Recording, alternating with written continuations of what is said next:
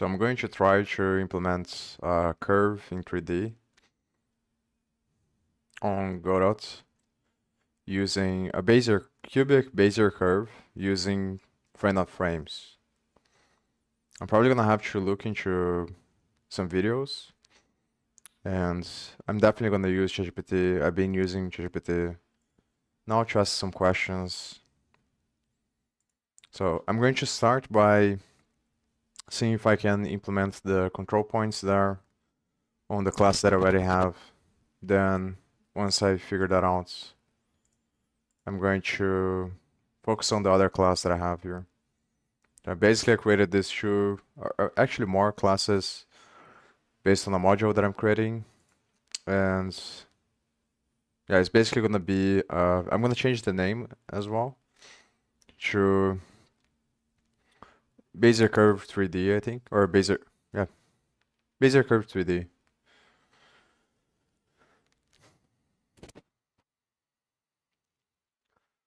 But now it's a lot more clear in my mind. I'm just gonna wait to see if it's streaming.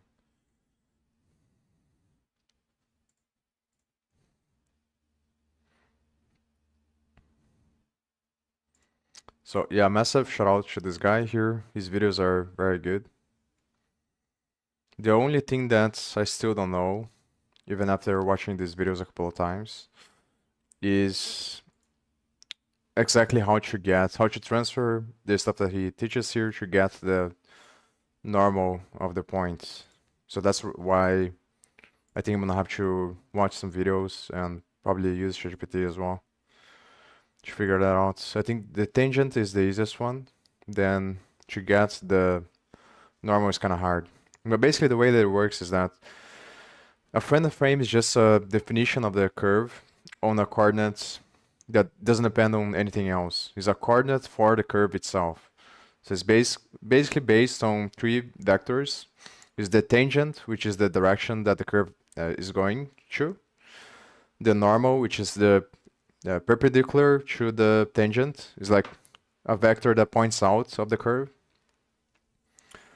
And then you have the binormal, which is the cross product of the normal with the tangent. And then basically with these three vectors, you kind of have a reference frame. You have a coordinate system that is based on the curve itself. So like a couple of 100 years ago, these guys came up with these formulas that allow you to derive all this information just from the curve itself. And then what you can do, obviously, when you have the tangent, the normal and binormal, is you can calculate the angle of rotation, the curvature of the curve, and basically have everything you need from that point, because in order to draw the curve in 3D, all you have to do is take a bunch of segments from the curve path, and then on each one of the segments you're going to draw a circle. And the way you're going to be able to know the plane that the circle is going to be on is going to be on the binormal, because the binormal is, so like you have the normal pointing out of the curve, and then you have the, it's kind of hard to show with the hands, but it's basically like if you imagine the curve being this finger here, then the plane that the finger is pointing out of is the plane of the circle you want to draw. And that plane is defined by the binormal and the normal vectors. So if you know these two values, then you can do the points on the rotation of those two values based on the radius of the circle you want to draw, which is going to be the tube. Then, and this is another part that I'm not 100% sure, but based on what I've seen from 3JS, I think I'm going to try to do it in the same way that they are doing there, because it seems a lot easier, where first you get all the points that are going to be based on all the circles you want to draw. Then after you have all the points, you create another vector that is the vector of indices. And the vector of indices are going to encode the logic of the edges, which is the connection between the different points. That is going to create sections along the curve that is basically connecting a bunch of cylinders together to build the curve on 3D. So the way that I'm thinking about doing, I wrote down the steps there. But like I said, first I'm not sure if I'm gonna be able to do this.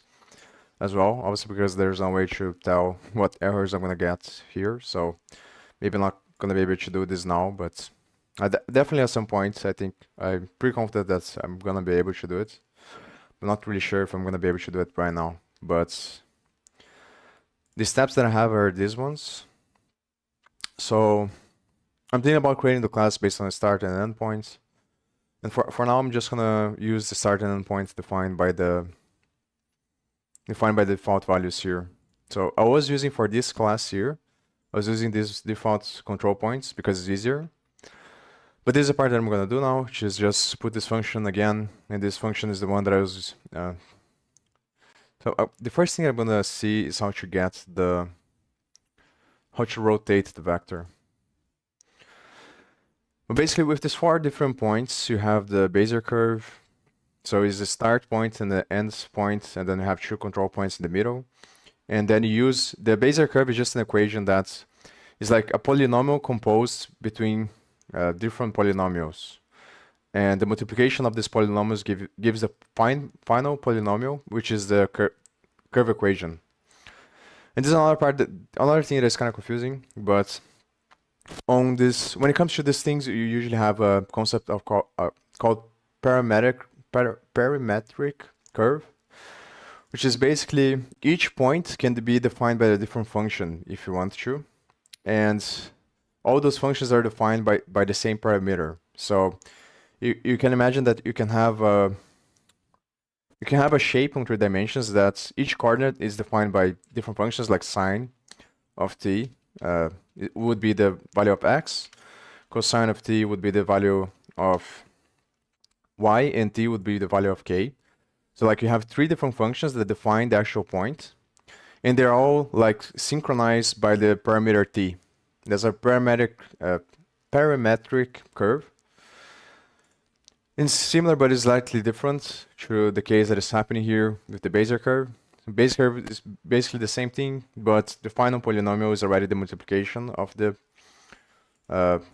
different parameters. So it creates the parameters of the cubic Bezier curve are going to be the values that are multiplying each thing on each part of the sum. That makes sense.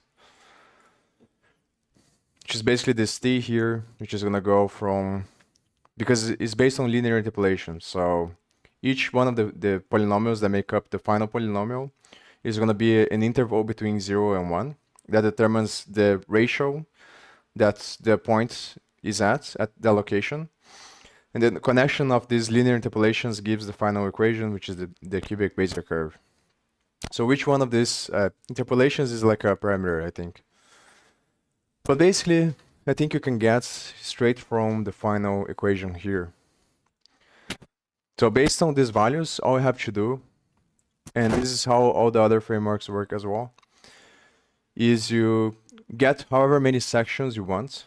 So I'm going to change the names of this as well here, because I think that these names are kind of confusing. So I'm just going to put other names. So you have the segments, which are the cylinders that are going to make up the curve, which is how many points you have along the curve, which is the intervals. So I'm going to put curve segments. Then you have the resolution, which is how many points are going to make up the circle that make up the cylinder, which defines how smooth like the curve is going to be. So if you have the minimum, it would be a triangle, so it would be a path of a triangle. But obviously, if you wanted to, then you increase the resolution. So this would be a circle segments.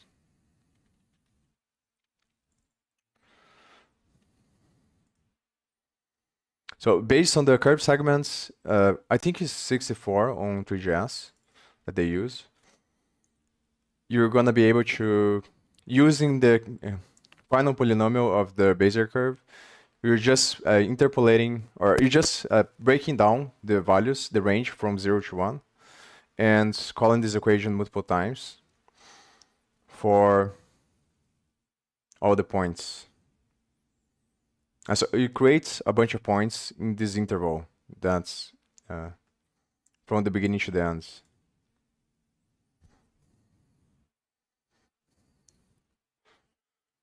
And these are going to be the segments. So like you use the, as far as I remember right now, maybe it's different. But yeah, that's how I remember right now. So the t is going to be from 0 and 1. And the segments are going to be the values between 0 and 1, how many values you want. I'm going to have to think about this now as well, because this is going to define the circle you create here, the loop you create. I'm going to have to spend time on this because I remember this wasn't working last time. And I think it's because of the, it's probably something to do with memory, something like that. So the other thing I'm thinking about is creating a struct on the class that's called point, because I'm going to store the tangent, the normal, and the binormal for each point, so that it's easier to calculate, to create the circles later.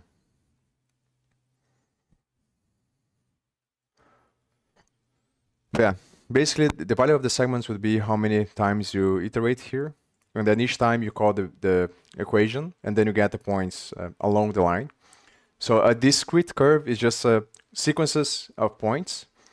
Then you can imagine the more points you have, the closer it becomes to the actual curve. So it's basically a limit. So the integral of the points going from 0 to infinity gives the shape of the curve.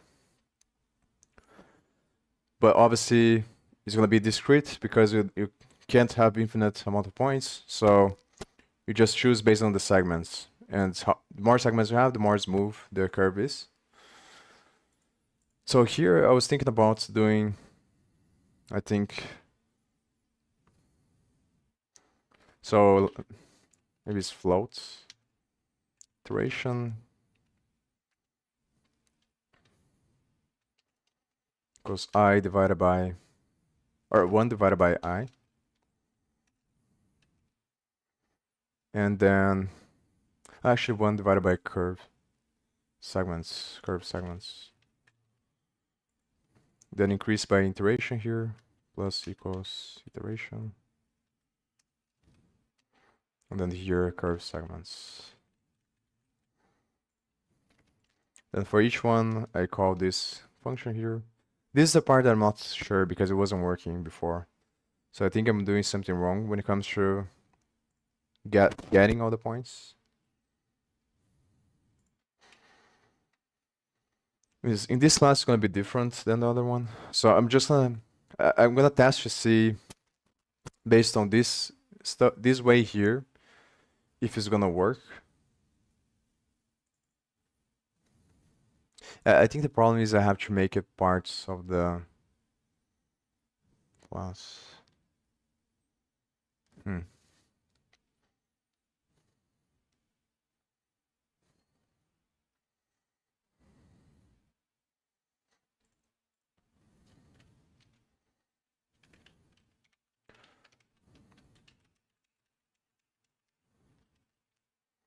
So there are two things that I have to test on this class here. One is the control points. So I want to make the control points based on like fixed parameters. Let's say, because the values of the start and the beginning, the start and the end of the curves are going to change depending on what you pass through the class. So the control points have to be somewhere along the middle, and ideally they would be on opposing sides. But it's kind of confusing to me to think about this. So here I'm getting the midpoints, and then the tangent start is gonna be start point minus, shouldn't be plus. No, I think it's correct, yeah. So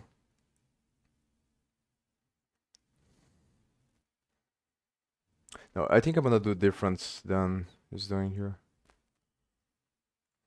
So I'm just gonna get the midpoints, and then I'm gonna rotate. So I'm gonna see, so rotate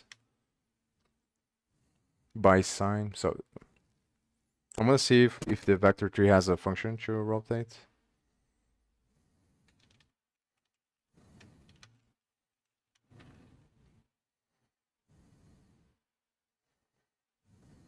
And maybe we should test this one first before I think about this other thing here. But basically here you're gonna get, so the idea that I have is based on the amount of segments you call the Bezier curve passing the intervals here. This is gonna calculate the final point based on the equation of the Bezier curve, which is this equation here, based on the parameters, which are the t and the u parameters. But it's basically the same thing, just the gradient of the interpolations. Then this is basically the points that make up the curve. Then the tangent is gonna be the difference. So there's different ways to get the tangent, but you can imagine that it's just the vector that connects the points. That's basically what the tangent is. So the more points you have, the closer, the more accurate the tangent is gonna be. So it's like a derivative. And so this is the two ways. One way is to get the derivative of this equation here, which is the way that I'm going to try to do. So you get the derivative of the cubic Bezier. And because of the parameterization, it gets kind of confusing. But like here, you can imagine, like, because like if you have different functions for each point, in the way that I was explaining there before, then what happens is that you're going to have to take the derivative of each one separately. And the tangent would be the derivative of each one separately would be the vector, and then putting the point, obviously. So you take the derivative, and then you replace the point at which you want the tangent, and then you get x, y, z. But the difference here is that this equation here, I'm already computing the three coordinates at the same time, because the equation is going to be the same for all the points. So it would be like I'm using sine for all the points, for example. But obviously, I'm just using the cubic Bezier equation for all 3 points. And because C++ allows you to overload operators, on Godot you have the vector3 class, and the vector3 overloads these operators, which allows you to do these multiplications and these calculations here directly on the vector. So it does the 3 coordinates at the same time. So when you take the derivative of this, you are simultaneously taking the derivative of all 3 coordinates, because it's basically the same thing. So the derivative of this first equation here is going to be the equation that allows you to get the tangent at any specific point, which is going to be basically based on the same parameters of this one here. The only thing that changes is the function. That will be the tangent. Then the magnitude of that tangent. So the tangent is a vector, the same way that this result is the point. The magnitude of the tangent, I think, is used, which would be just the length of the vector. Is used to calculate the normal, I think. But these equations of the normal is more complicated, so I'm going to have to look into it. But I think with those 2 equations, I think you can get all the other values. The easiest one is the binormal, because the binormal is just a cross product. So get the tangent, the normal, and then you just do the cross product. So the idea that I have is on each iteration I get the point, then I get its tangent, its normal based on the equations, and it's binormal, and then I store that on a point struct. Then I just do another loop. I guess I can do it like on the same loop as well. It would be probably, maybe I should do everything on the same loop, now that I think about it. Because once you have the binormal and the normal, you can just call another function that creates a circle based on the plane, which I got from ChatGPT, which is this equation here, I think. Parametric formula for circle creation. It's basically the same idea that I was saying there, is that just the 3 points are going to be defined by different functions. And if you want to create a circle based on these different vectors, you do this multiplication here. This is basically the value of the radius. So you have the point, which is the start, is going to be the center of the circle, plus the radius times the cosine of the point. Now I don't remember, because S is sometimes used for the curvature. So I don't remember if it's this S here is...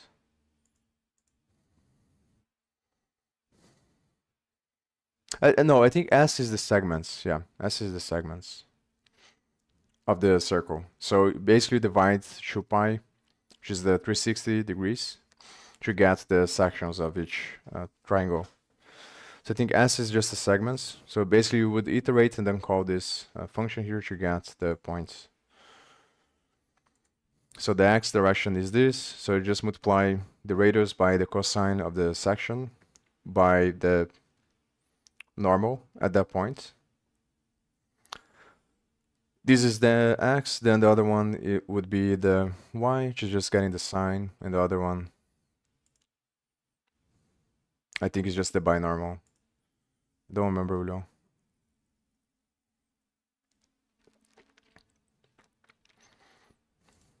I'm gonna think about this again once I get to the point. But I think based on the way ChatGPT gave here, you just do this equation that the C is gonna be the final point, or the final point of the circle, and then you just iterate over a loop. Each section is the S, which is the segments. That creates the circle, and because you're using this multiplication here, which is basically the binormal, which is just the tangent times the cross product of the tangent with the normal. You do the circle on the plane that the binormal exists, which takes into account the curvature of the curve. Tangent point S is the circle segments, yeah. So I think that's obviously I can try a bunch of stuff. So get control points based on start end points with a curve function. Store all points based on segments, default values. Start tangents, create circle for each point, create indices. Alright, so after you create all the points, you create the indices, and then you set the values on the array mesh. So I'm gonna see if this thing is working here. So here would be iteration. No, it would be I. Yeah. So I'm starting from 0, then each iteration increased by the value of the ratio from the segments, and I go over until it reaches the segments. Then I call this function, and then I add the point here. So if this doesn't work, but I think I tried to add the point inside of the function, and what also wasn't working before. So I'm gonna test one thing at a time. So I'm just gonna comment this one out here, because I know the other control points are working. So yeah, but I'm gonna delete this stuff here. I'm just gonna try to do this. So the first thing I'm gonna see is this has a rotation here. So rotates by the axis. I guess this is the part that I was like kind of thinking about previously, because I'm not really sure. Like if I pick an axis like y, if it's gonna be very good. I'm not sure about that. But I guess I'm gonna just try that and see what happens. So this would be like,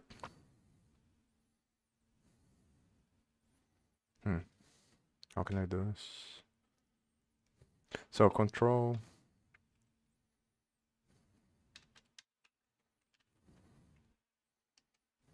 I think I called control 1 on the class here. Control 1, then control 1. Rotate, axis, be vector 3.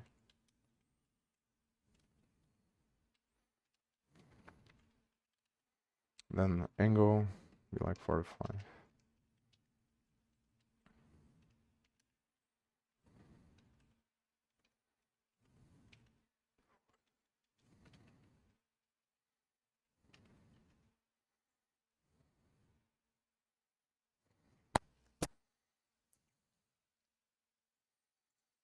So I'm gonna try this and see what happens. But first, let me try to see. Hey, what's up? So I'm just gonna build and see what happens. I think it's not gonna work because like the thing that I'm not sure about is the point here. Because I'm creating the vector inside of the function, then I'm returning the vector. And I think by the time that it creates the other stuff, it doesn't have the point anymore. So this is the issue. So I guess what I can do is just change the function so that it accepts an address. Yeah, but the thing is that I have to think about this. Oh yeah, I have to change the values there as well.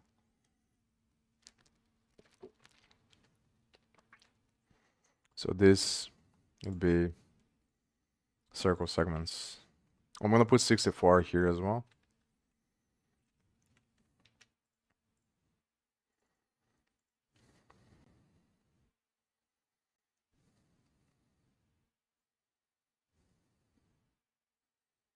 Depends.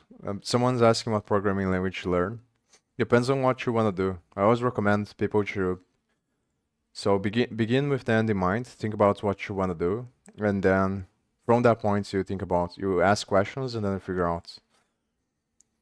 But always start from what you want to do. So like if you could snap your fingers and something happens on reality, what that would look like. And if you don't know, then ask yourself, like, what's you're curious about?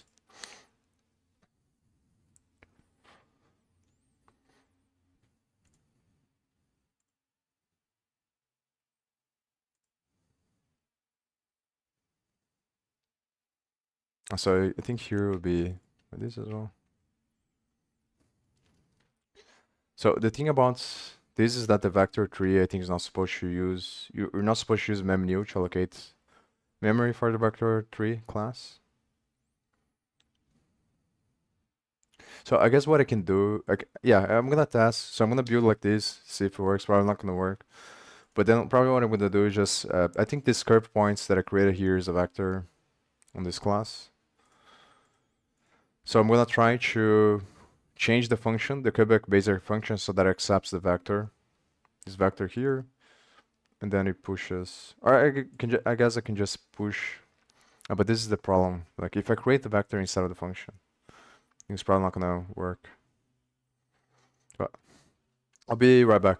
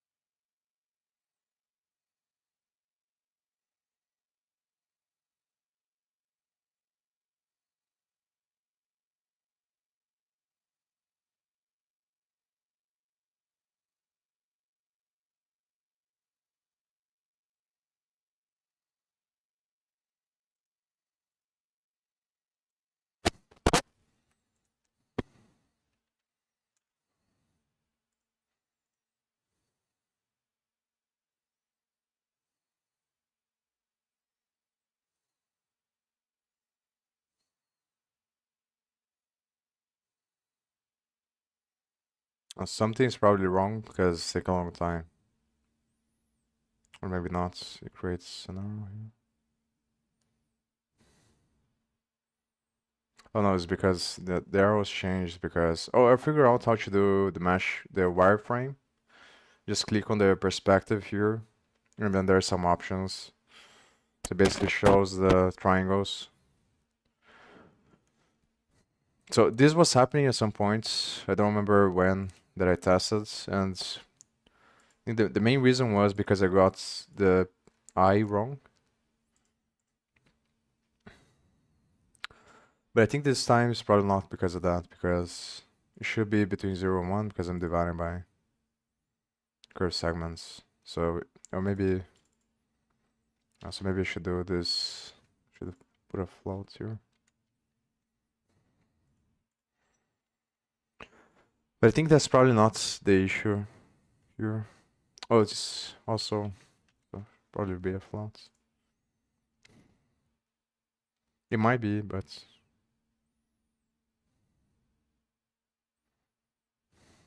So I'm just gonna quit here. So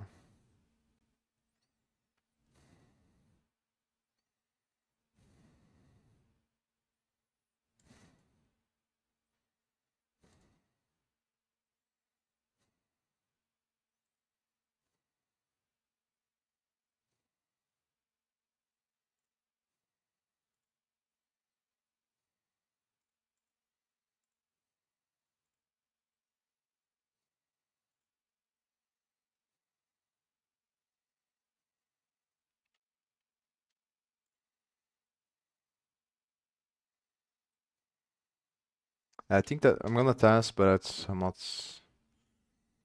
I think it's probably not gonna work. So it might be something else. It might be because of the points here.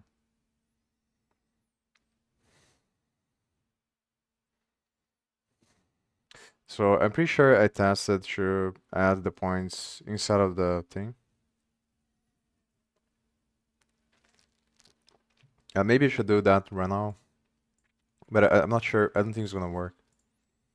That's the issue. So if I put here...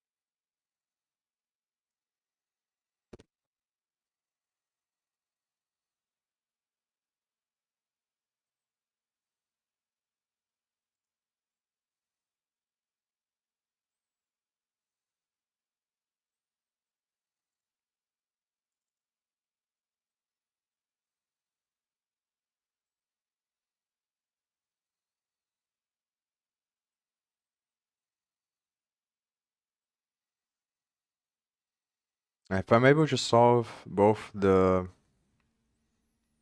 adding the points there in the correct way and creating the control points using that other function there, then what I'm gonna do is just translate the functions into the other class, and then I'm going to add the other functions on the other class.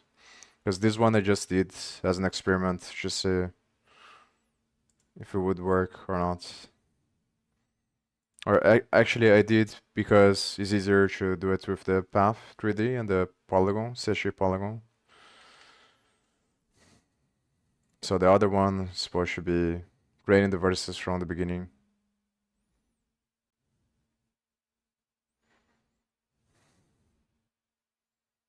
But it seems that's not working again. Hmm.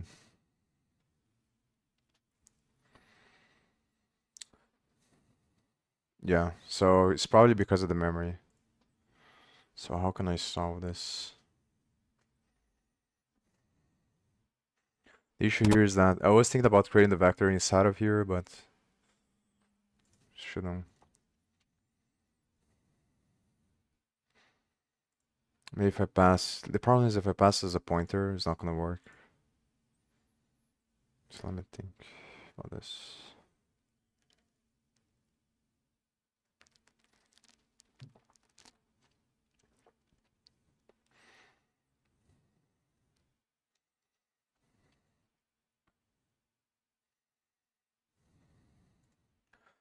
Thinking about how to ask ChatGPT.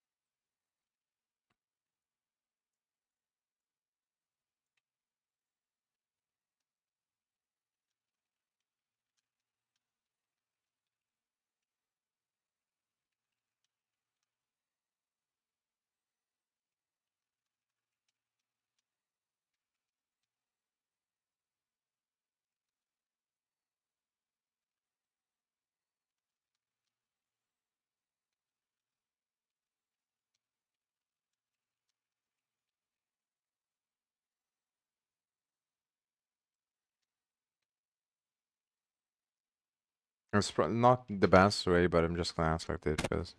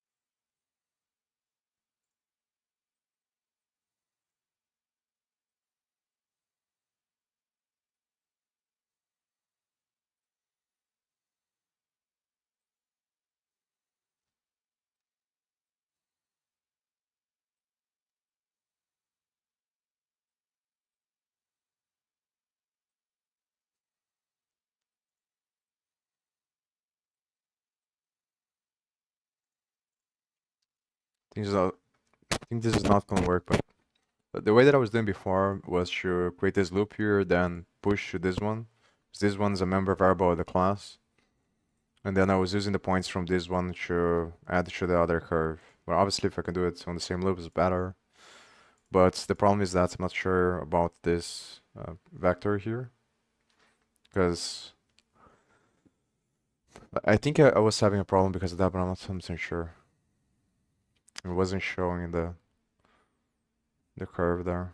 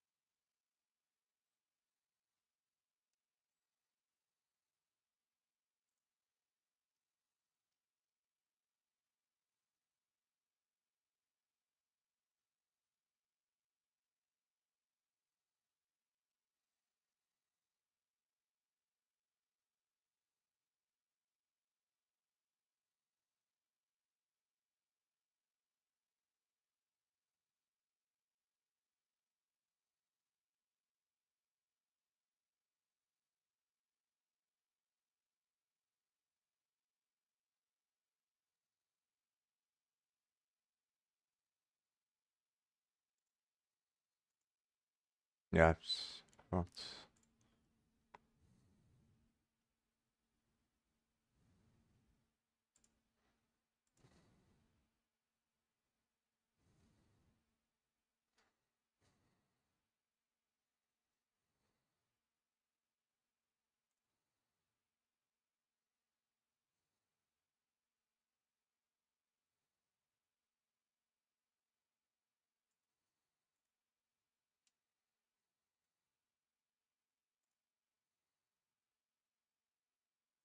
I think it's because of the.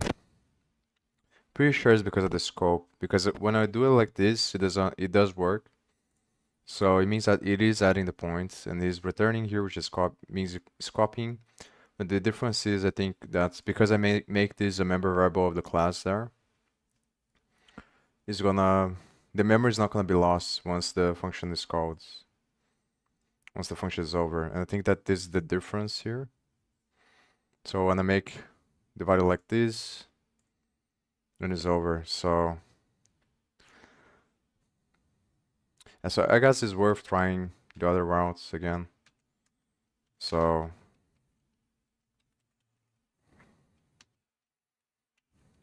things like this, the way you loop.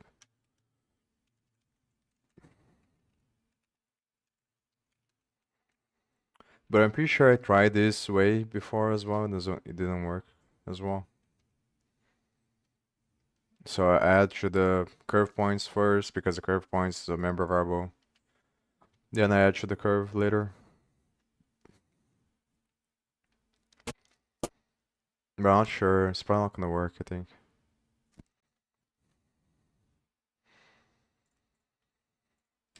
So if it doesn't work, I'm gonna have to spend some time thinking about how to solve this.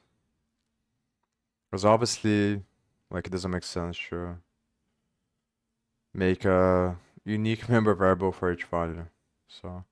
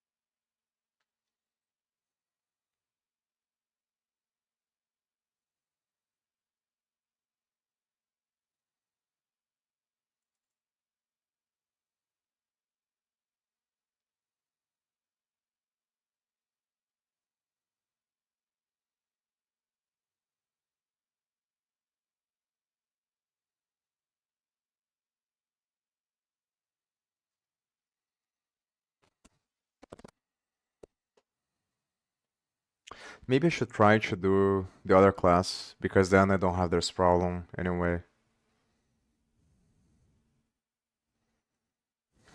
Like if this doesn't work. Because on the other one, I think I can do it straight from the.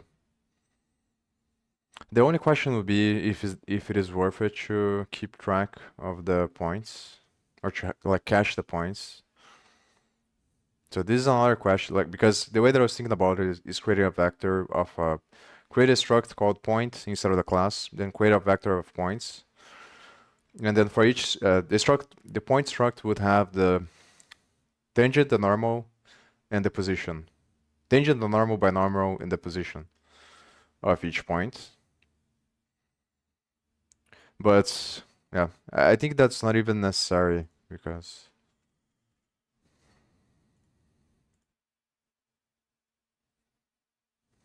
that's probably not going to work because it's taking too much time.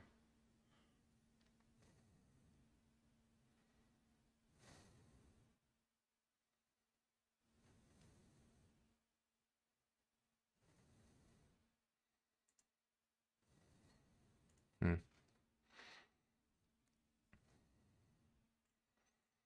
So that's other thing that I can do. Yeah, but if I pass like this, it's not gonna. Doesn't matter, I think. And the problem is if I put like a log here, I think it's not gonna matter. I guess I can find the log, the error messages from other places I put there. Just see if I have the vector here. But I do think like this, the loop is working. It's just something to do with the lifetime of the vector. That's the problem.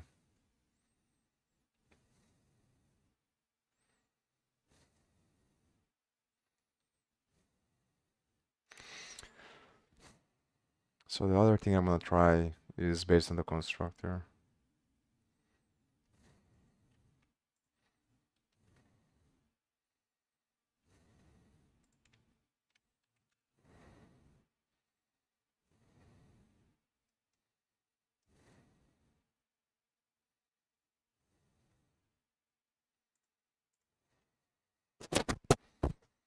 So I guess I can try this as well. So vector 3.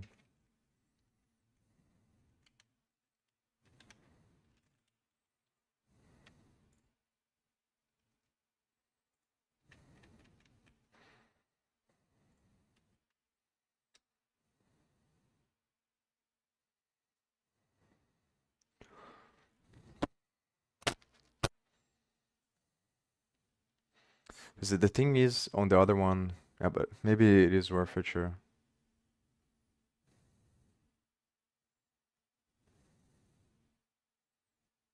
Let me see on 3GS if they...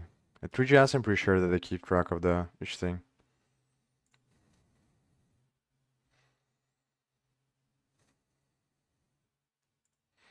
So if I'm not gonna keep track, then I think I can do it everything on one loop.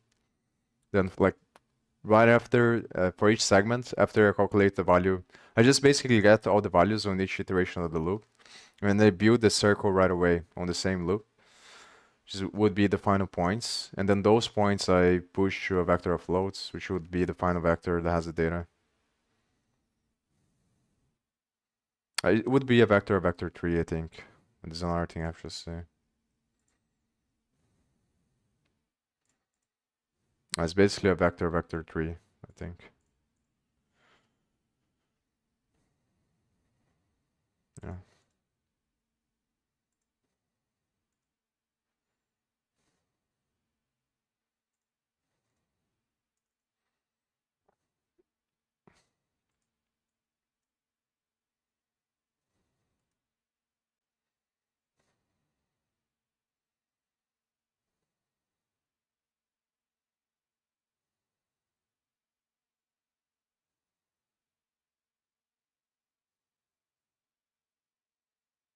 I guess if I do it in that way, it doesn't matter as well because the problem is the curve. So I can still get the values and put them on a vector based on the struct. I think that's probably more likely to work. I'm gonna test this here as well. So I'm gonna create the struct there, and then I'm gonna see if I put the value of the position inside of the struct, if that would work.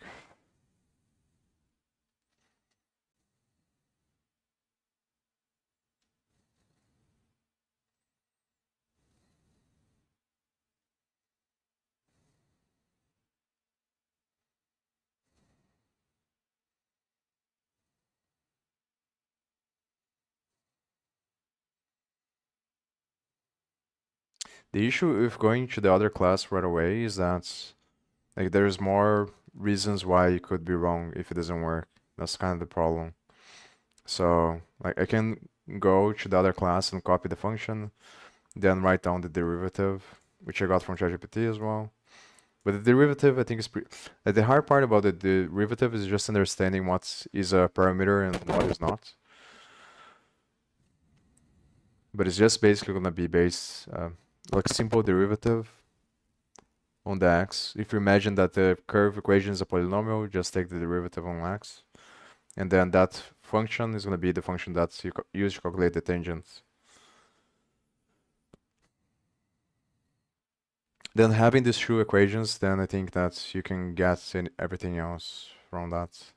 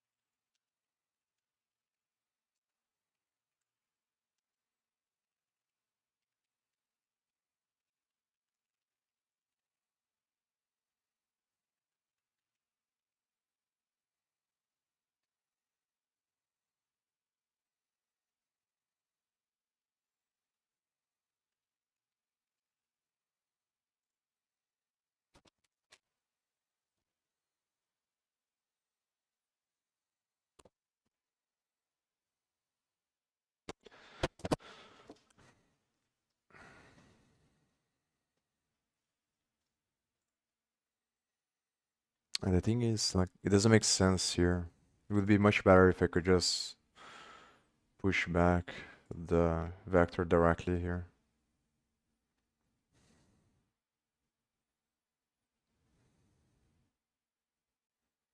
So I guess what I can try and should do, because this one doesn't matter anyway. The one that I'm planning on using is the other one, which is gonna use array mesh. So just basically simplify everything so that I build all this stuff on only one function. I think it's gonna be, if I make it work, it's gonna be a lot simpler than using all these other classes and this kind of stuff.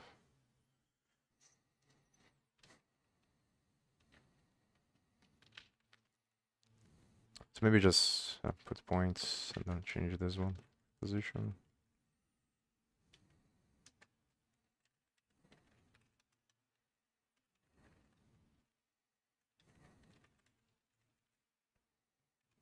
Actually, it's gonna be points because I change.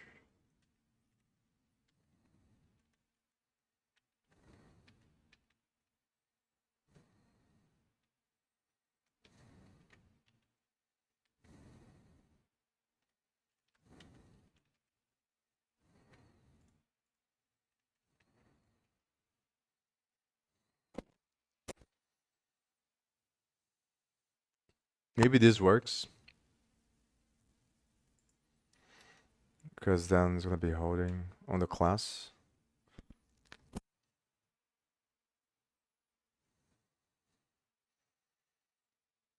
I guess like, but the thing is not very good. Like, I could make this inherit from objects and then use memnew to allocate the memory. Or maybe I can use memnew to allocate the memory without. Uh, so I guess that's the next thing I'm gonna try, but it's obviously not very good. Maybe I can do that just to see if it works. Then try to solve the other stuff. Then if it does work, I continue. Just try to implement on the other class without using memnew and see what happens. Because the other class implementation is going to be different because I'm not going to be using this curve 3D.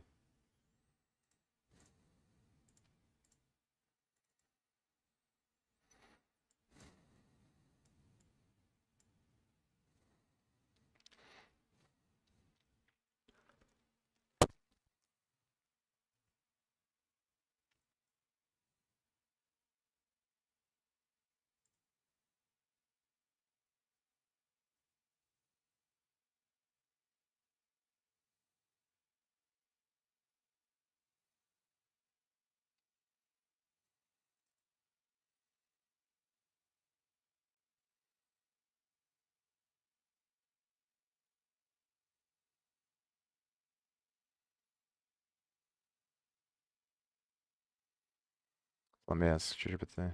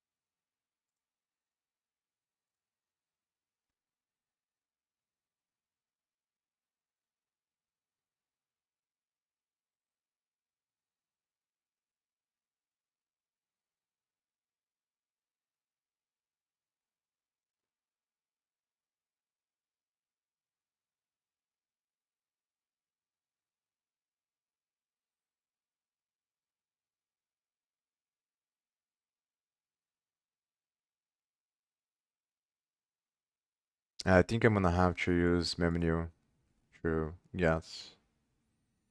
But like it's kind of weird because I remember in some other situations, maybe even from Godot's codes, that they initialize structs like this inside of functions, and they don't use memnew. It's kind of hard to know, to understand why.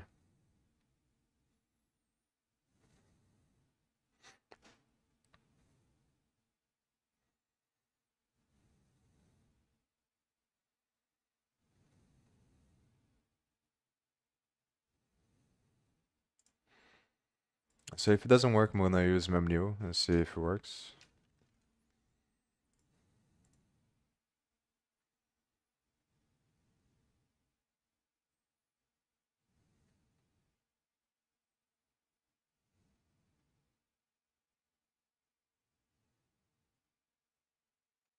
It's probably not gonna work because it's taking some time.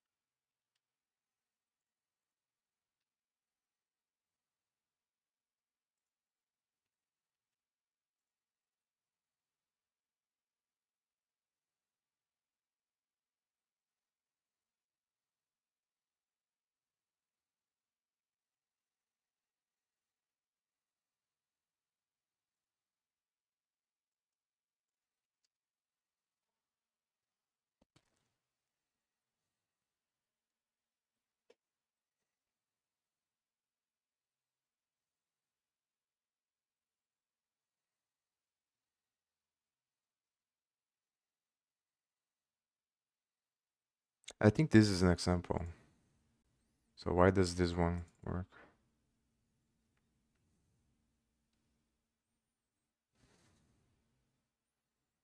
And this is weird.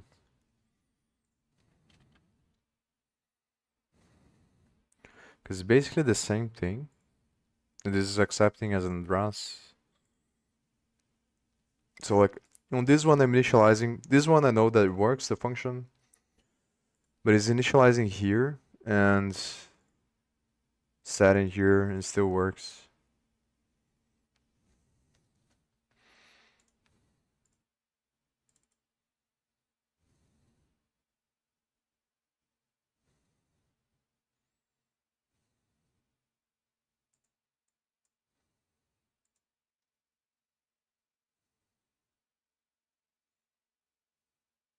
So the only difference would be that it would be the loop. The other one I'm initializing inside of the loop.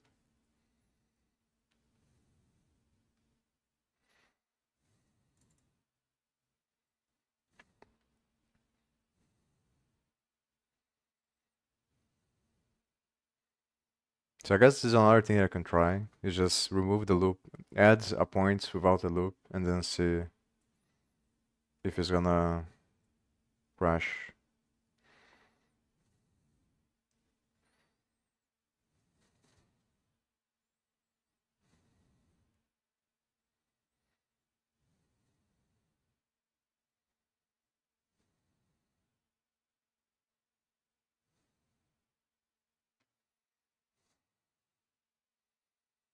I guess the difference, another difference is that but the other one might be a reference as well. I don't remember how I did this one. Oh no, it's yeah, because this one is from the class. So like this function here, I mean, this class inherits from the function that has, from the class that has this function here. So this is the difference, I think. The problem is that the curve 3D uses I'm using reference, a ref, to initialize the curve 3D, so this might be one of the differences. Just something weird like that. It's kind of hard to think about a question, like how to clarify this though. Because it is like, hmm.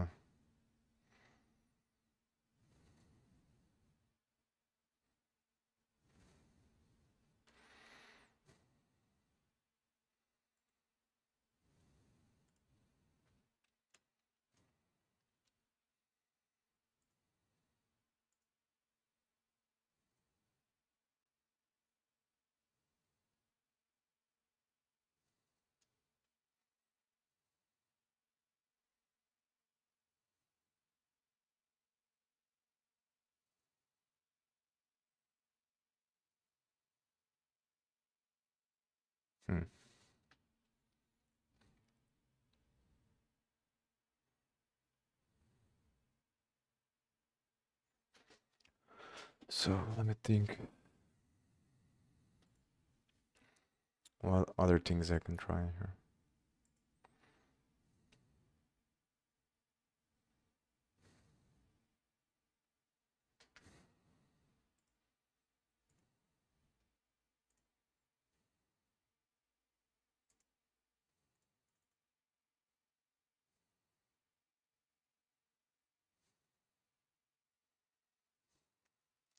The weird thing is that like it works with this one. So it makes me think that is I'm pretty sure there is a problem because it's crashing as well. Is a problem with memory, so I'm pretty sure about that. But the thing that I don't understand is why though. Because now I'm creating the pointer on the heap, and I'm passing the value of that pointer to the curve here. It might be something else, like related to the function here. So let me think about.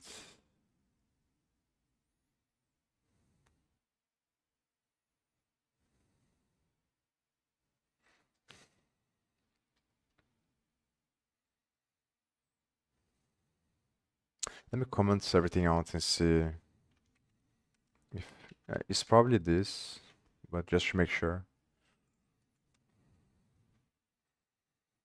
So other thing that I'm thinking about is creating like a member variable inside of the thing that is a pointer. So like instead of creating the pointer here, I create a pointer in the class. But that's basically what I'm doing with the vector there. So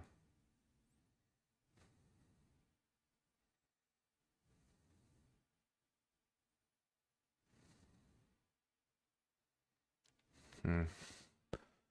Yeah, maybe I should figure this out off stream and then start right now trying to implement the other class there, because the other class I think I'm not gonna have to deal with this stuff. I can test things like directly on the thing there without. I think that's probably a better thing to do then.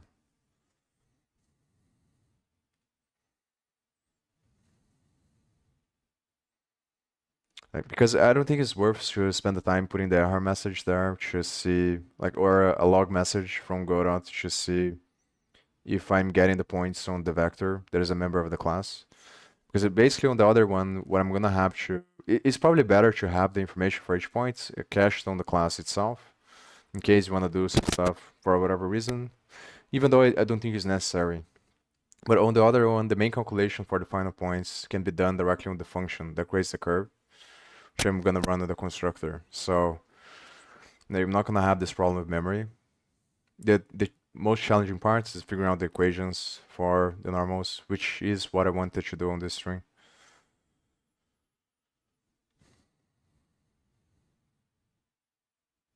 And then in order to put the information there, I think I can do it in the same way that I'm doing now. It's just something, I think what is going wrong here is something to do with the way that the reference work, the ref class, and the memory in the way that I'm adding the points. So because I'm creating the vector inside the function of the other class, and yeah, I'm creating the vector from another function, then copying the vector into the other thing, and then using that copy to add the point to the curve, and the curve works with the ref. There's something going on with the memory that I think once probably the vector goes out of scope or something like that, the memory gets deleted and then creates the dangling pointer. I think that's what's going on, but I'm not something sure. Because it's weird on the other one, the polygon uh, polygon variable that I have there that I create inside the function, it doesn't have this problem. So it makes me think that the issue is probably the ref. Because the main difference on the other one is that the set polygon function comes from the class. So, oh, now it works. Yeah, so the problem is the memory, I think.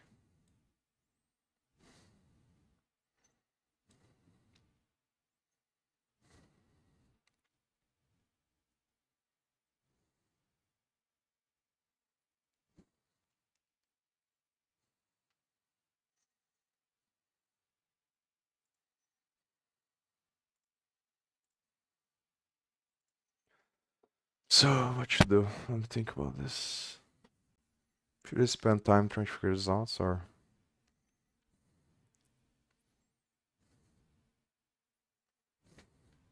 I think this is what I'm gonna do. I'm gonna do it this way that I was doing before, and then I'm just gonna fix the control point stuff there.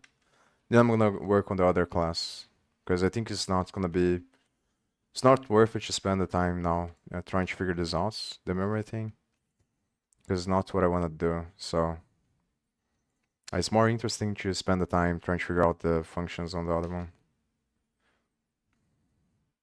So the other one, what I'm going to do is just change the name first, and then I'm going to copy the function. So I'm going to copy both of these functions here, and create another function that is basically going to be the other equation there for the tangent. I'm probably going to call cubic tangent or something. Then once I have these notes I took from the video there, but I'm not 100% sure if they are correct. So this is the part that I'm not like. It would be better if I knew for sure that the other stuff is working, because then it makes more likely that if there is an error, it's gonna be because of the equations there. The part that I'm not sure is the normals. So once you have the tangent and you have, so the curve length is just basically getting the distance between points and summing them, which is what 3GS does as well. The overall distance is going to be the sum of the distance between points, obviously. And then you use the curve length and the tangent to get normal, I think. So the derivative of the positions, which is the first equation, the cubic Bezier equation, is going to be the velocity. Tangent, this is according to ChatGPT, I think. So I'm not 100% sure if this is... Might have to watch the video again there. But the thing is, the video itself doesn't explain this on this context here. So I'm not sure. But I guess I can just try to do... I'm going to try this one first and see what happens. So just create a function based on this equation here. Then test this. So basically, you get you put the points on the calling the tangent equation. Then you divide that by the magnitude, which is just going to be the length of the vector, the final vector. So the vector divided by its length. And that's the tangent. Take the derivative of tangent vector equation, get its magnitude also. This part is the one that I'm not 100% sure. So basically we would have to take the derivative of this equation again, and then do the same process. The curvature is the one divided by the velocity length, which is the magnitude of the velocity times the tangent's magnitude.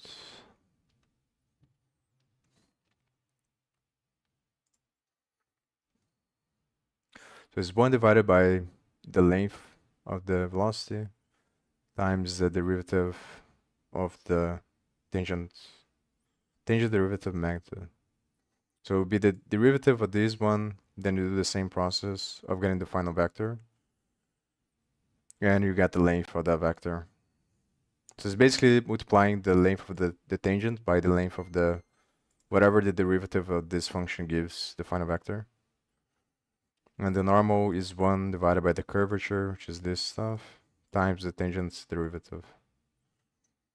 Not 100% sure. So this is kind of the issue, is that like increases the amount of stuff that can be wrong with this stuff. I'm not sure about the other stuff here. So what I'm gonna do is just test the control points, and I'm gonna start trying to build the other thing.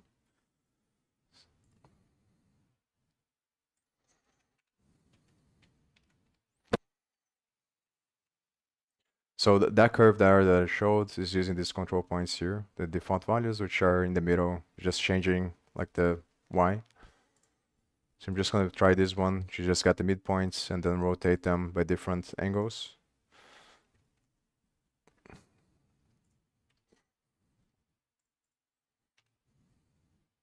I should change the vector.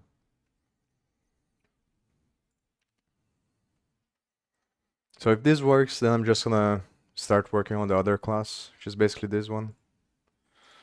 I'm gonna change the name first for this one is this is an array mesh used on another class. So I'm gonna change to Bezier curve 3D, I think.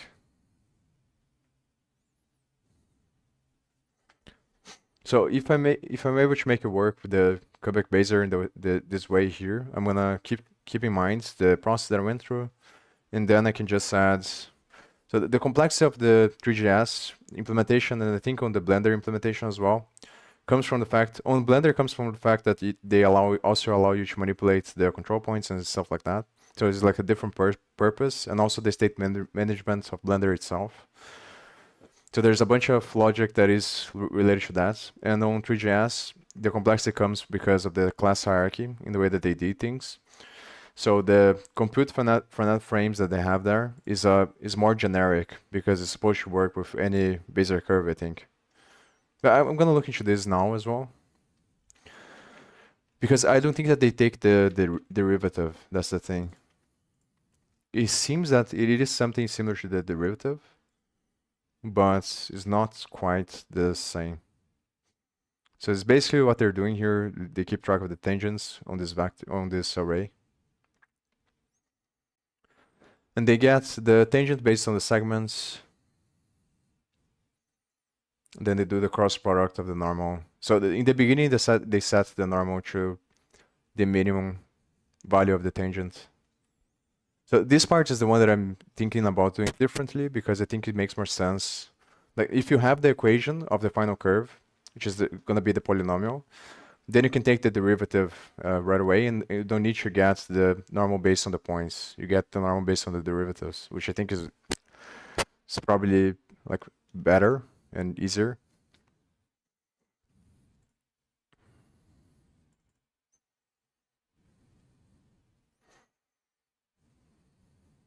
And this part is the one that I was confused by, and I still am. On why do they put -1 and 1 for the -1 for the y and 1 for the z here? So they are doing the dot product of the two tangents. So like one point, the previous point and the current point, and the angle, and then they rotate the matrix.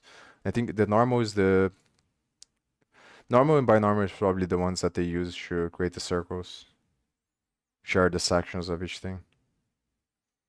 So they rotate the they get a normal based on this angle here, which is based on the differences in tangents. So I think it is different than this method that I'm trying to implement now, because they're getting the normal based on differences in tangents. And I think that the reason why they do it this way is because they don't have, like, they assume a generic implementation, because the type of curve that you're going to implement on 3GS is going to be based on whatever class you inherit this from. So I think that, I'm not sure if this is on the curve class. Yeah, so it is on the curve is the base class, and then the different implementations of different Bezier curves come from derived classes.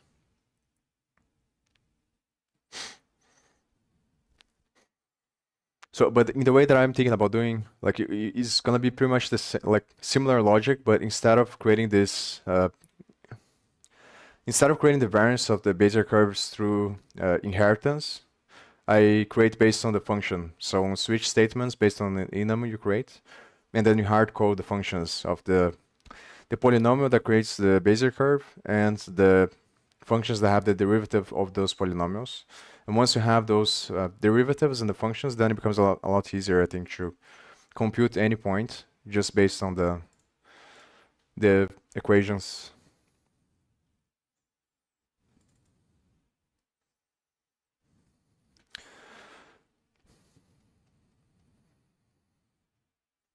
So let me see.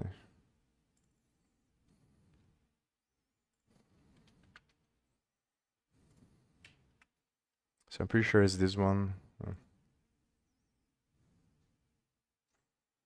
This is the equation that they use, not the equation, the code that they use to create each segment, each circle. So they use the normal. And the vertices are going to be the normal times the radius plus the initial points. So they're only using the normal. Interesting. But I guess this is for 2D.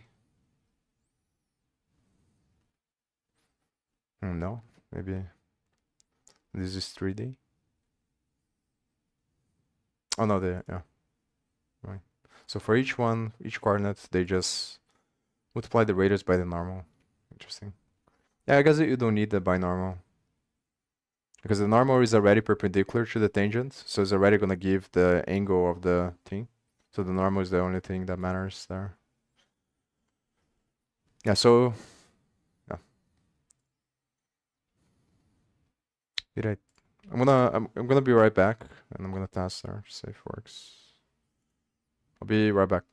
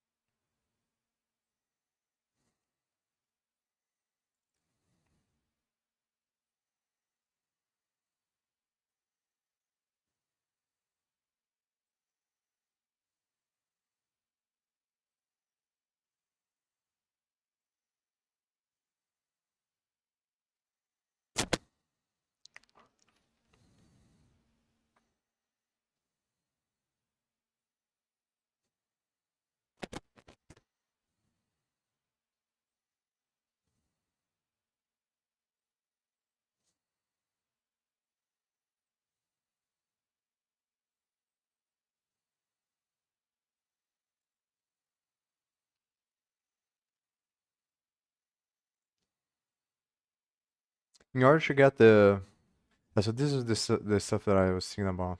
That is kind of weird. In order to get the mesh on this way, which is what I wanted to see, wanted to do to see, all I have to do is just click on the perspective here, and then it's the type of display. So if you put wireframe, it's gonna show the triangles, and if you put normal, it just shows the thing. So this is the stuff that I was talking about that I'm not 100% sure, like if this makes sense or not. Because this is kind of the problem, and the reason why I still am confused by this a little bit. Because if you choose an axis like this, then it means that the curve is always gonna have it's always gonna be curved on the orientation of the axis, and I'm not really sure if that's very good. So I was trying to think about like how do I make the control points based on whatever position, like only the final and the end position without having to choose a specific axis to put them. So I was thinking about like creating a rectangle or a cube, like in my mind, and then you put the control points always at that point.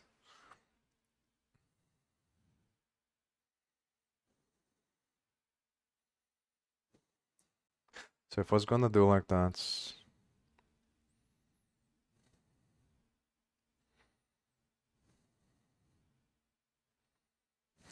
hmm.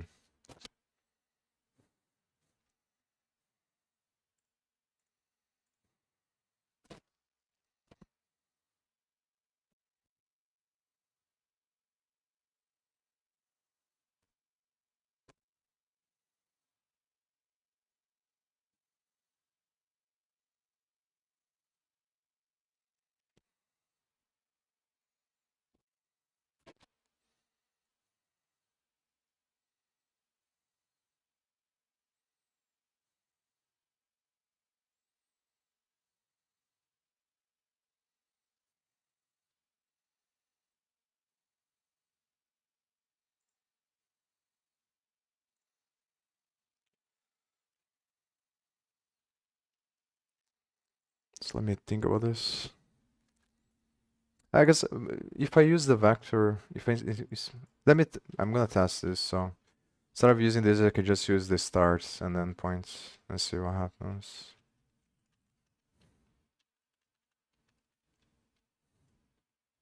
I think this is probably the way, because then the rotation is always dependent on the start and end points. But like, it doesn't matter that much anyway.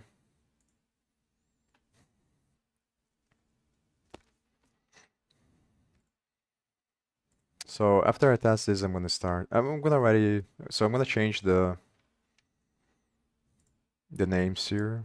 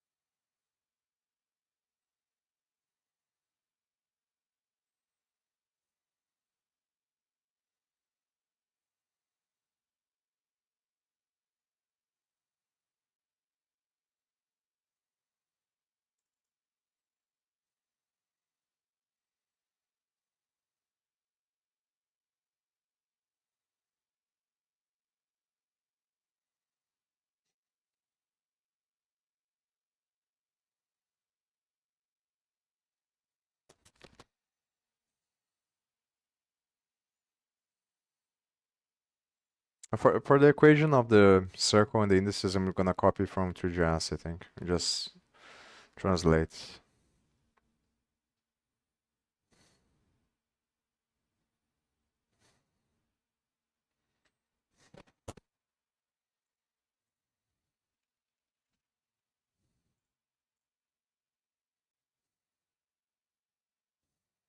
Yeah, so must be normalized. Maybe it still works if I normalize.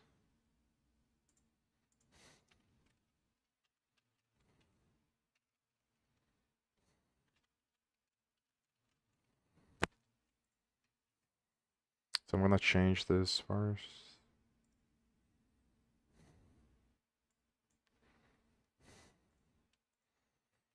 I change the file name as well.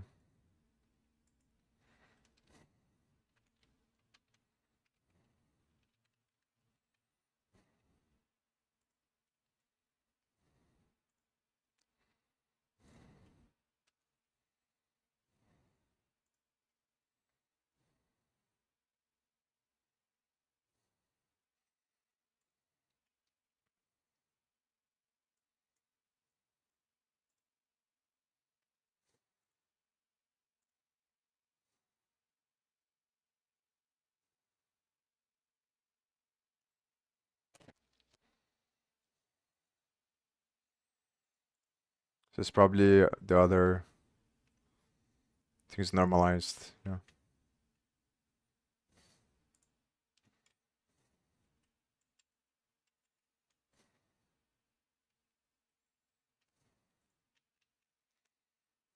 Let's see if there's any other errors. Rotate.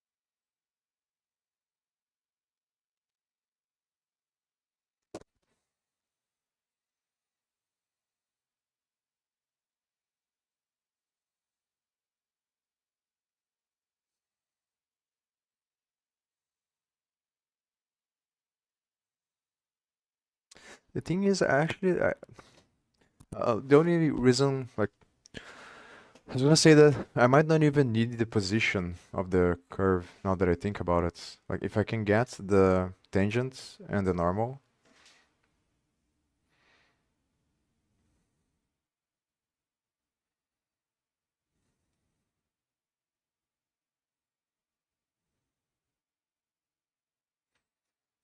mm. But this is, one is here. So this one might be because of the rotate there.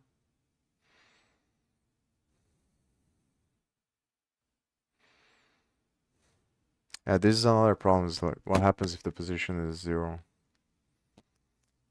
Then I can't really rotate. But I think this other warning is here because of the Bezier curve, because I changed the name. Yeah.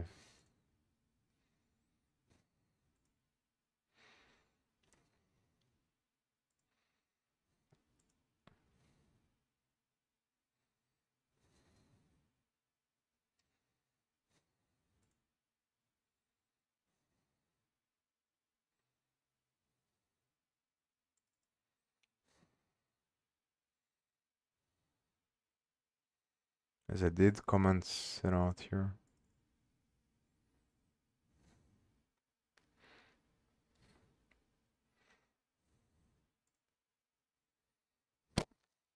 I should probably remove this stuff here. The reason why I added this function is because I forgot that this class is mesh instance 3D. So the mesh is already, mesh property is already set by the mesh instance 3D. So I was overriding there and it doesn't make sense.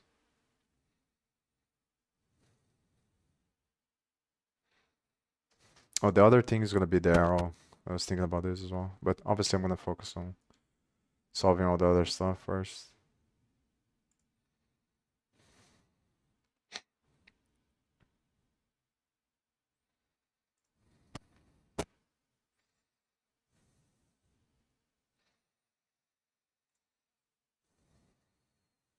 Hmm.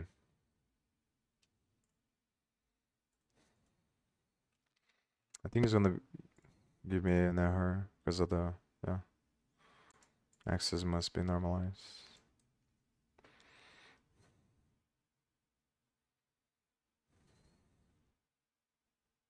So maybe do midpoints.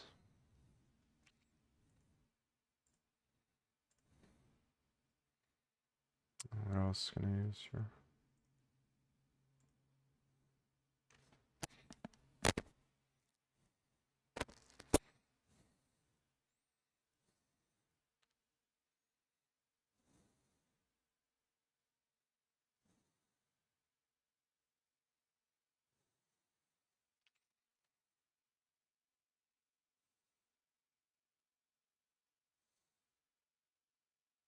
Or just accept. I think I'm just gonna do like this now, and then I'll think about this later because there's not that big of a deal. So just accept the z index for the curvature now. But like this is what I mean. That's the reason why I was thinking about, and I am thinking about still creating another math class on Godot on the Blender folder that I have there, and I'm probably gonna do that. So I think I'm gonna have to do that. This like is for these kinds of things. I guess I can for the vector tree I can add the functions on the class itself. But for the other stuff, I don't like the names that they chose. It's very like it's not intuitive to think about. Basis, transform 3D. I think those are the main ones. And I created this list here, which is like all this stuff that I'm studying now, and I'm reviewing a bunch of stuff from math as well. So I was thinking about, but I'm not 100% sure if it's worth it to do this now or I should. Um, 'Cause I think probably after I figure out the curve, then I'm gonna think about this. But I am thinking about, based on the stuff that I review here, to just create other classes and then just implement all the functions. Because I want to clarify in my mind how to, like all the stuff that is used to create mesh 3D, meshes in 3D, and the more advanced stuff that I'm studying there based on the Geometry Central thing. And I think that in order to be able to do these kinds of things, it's gonna make it a lot easier if I just put if I create the class myself, because then I'm gonna be able to know uh, the functions based on the classes to get the vectors and do the translation, rotation, stuff like that. Because I think that the way that they built Godot, the translation, rotation, and stuff like that, is more built around the Node 3D class, which is the base class for 3D visualizations. So based on the way that they build things, this is the part that I don't like very much because it makes it everything coupled with the Node 3D. And the way that I like to think about it is that the math stuff separated from the logic of the game, let's say, or whatever you're gonna do. So I think it makes more sense for me to create the equations of the translations and everything separate from everything else. And then on the Node 3D class, you use the other classes, like you compose the Node 3D class from the other classes. That calculates everything. So I think that for that reason, it might be worth it to create these other classes. And the other thing that I have to spend a bunch of time is the continuum rotation that I want to like clarify more in my mind how it's usually done, because it's very difficult to think about how does the computer perceive the continuum. That's the thing that I'm struggling the most with. I've seen some videos about sine and cosine as well, that there are some algorithms there. Like the way that they do it is not intuitive to calculate sine and cosine. Because I have to think about the computer is only using binaries, and then like how the fuck do you translate a complex number into a binary? Like what does that even mean when you're doing the calculations?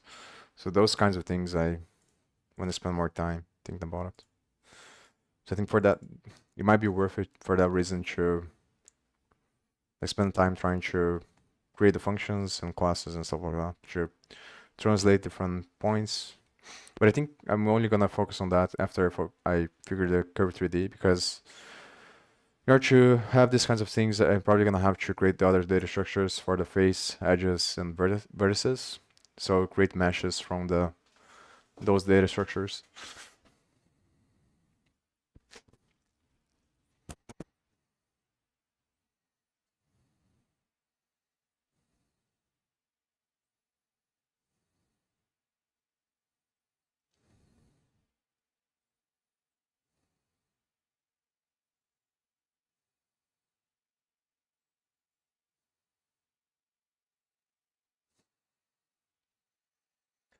So this one I think is probably gonna work, just gonna be the other. So after I do this, I'm going to focus on the other class. So I'm gonna transfer the information that I have as it is working now.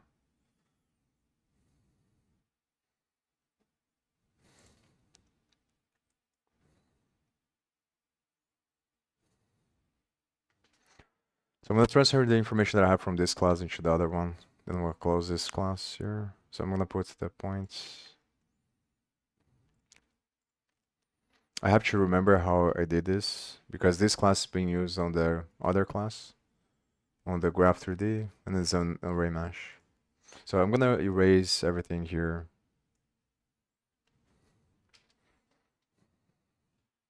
Because I don't think I'm gonna do it like this anymore. So yeah, I'm gonna copy this stuff from this. That's from here.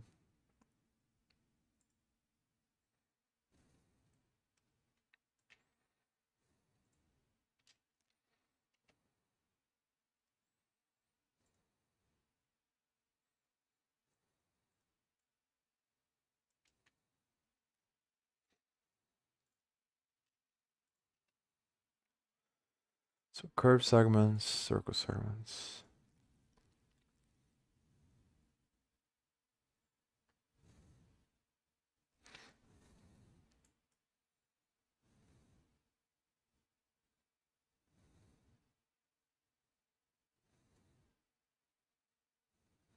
I'm gonna delete these functions as well.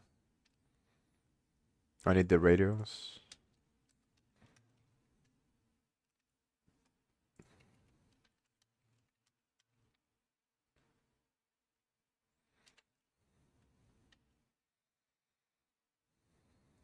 So the radios, I'm gonna leave the way that it is. The other stuff I'm gonna delete. So I was saving this one because I didn't want to lose the thing here, but I think it doesn't matter anymore. Yeah, I'm gonna delete this function.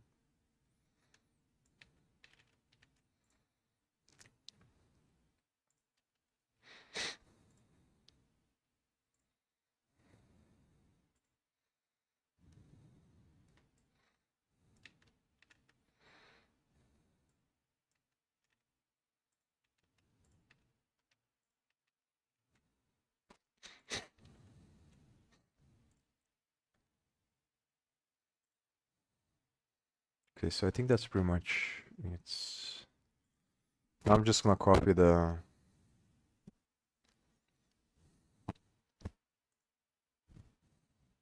I have to remember how I'm doing this.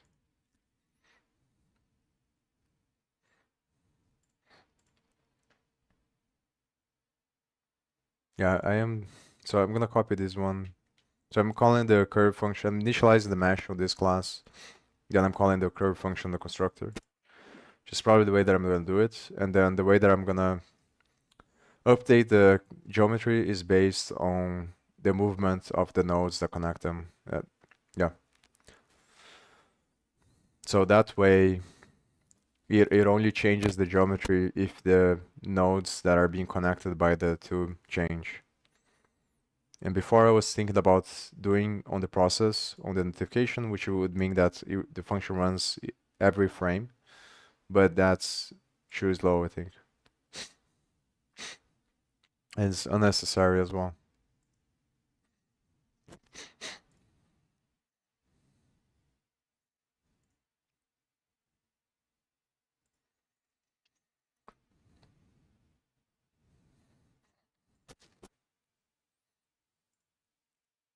So now I'm gonna copy these shoe functions here, there.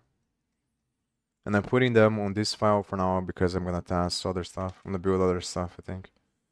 Like I was saying before.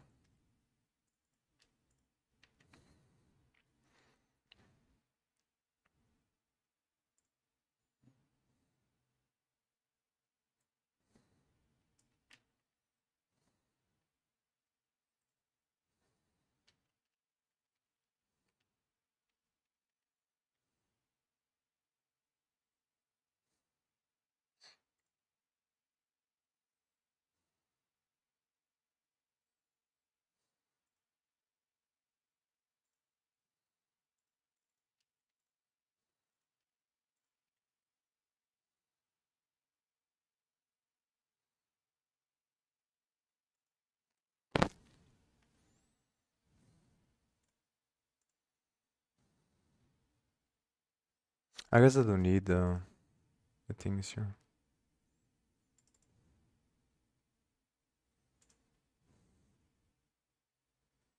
Let me think about this.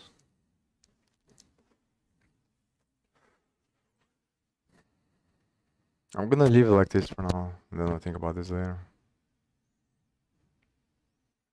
But obviously I don't need to accept the arguments, I can just accept the t. And I got this from ChatGPT as well, so it might be better to just use the t value so that, like, to get the derivative is kind of confusing.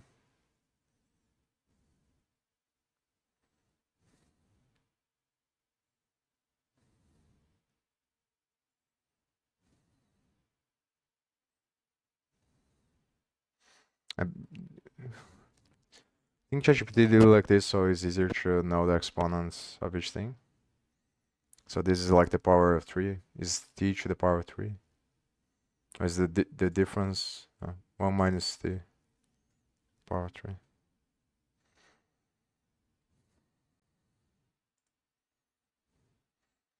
So like obviously I don't wanna. I think the easiest thing to do is just to ask ChatGPT for the derivative. Because I don't want to write by hand, because if I do 1 minus t, I have to do the multiplication, get the final polynomial, then do, like, simplify everything. Then based on that, you just do the basic rule there to just taking the exponents and then decreasing by 1. That's gonna be the thing that multiplies. And then so like if you have x to the power of 2, x to the power of 3, it becomes 3 times x to the power of 2. So you do that on everything, and that's the derivative. And I think I need the 2 different derivatives. But here, I think that's, so I'm gonna have to try. I don't know why. I'm gonna change the name for cubic Bezier as well. Bezier curve.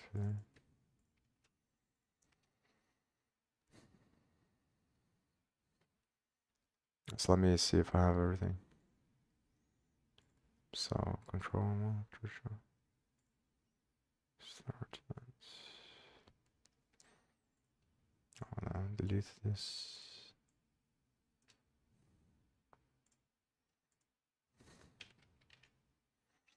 So let me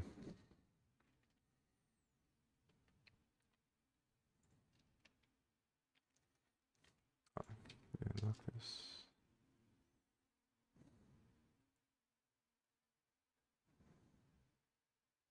And I have to copy the loop as well.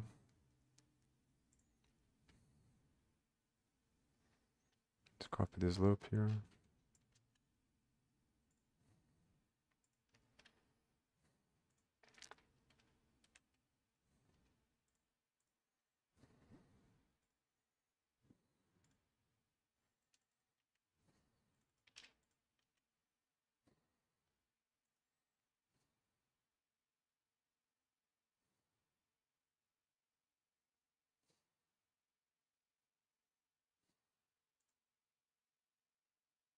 Oh, it's because I copied the wrong one. That's why.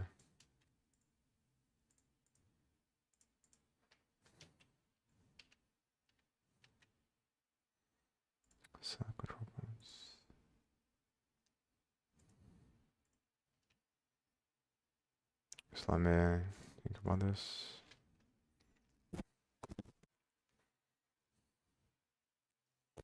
I think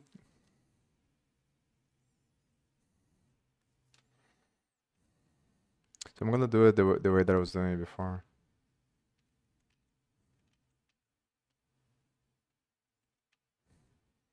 So I'm not gonna do this now. I'm just gonna do. I'm gonna figure out the everything that I need first. Which I think I don't need the position now that I think about it. So so first let me test it. I'm gonna see if it compiles. Then I'm gonna try to implement the derivative of this one and then ask ChatGPT for the derivative of the other one. Then try to get the values inside of the loop here. Then based on the loop, I'm gonna put another function here that creates a circle based on the normals. I'm just gonna copy from 3ds. So the main thing is just to get the. I think I do need the tangent because you need the tangent to get the normal. So get the tangents for each segment.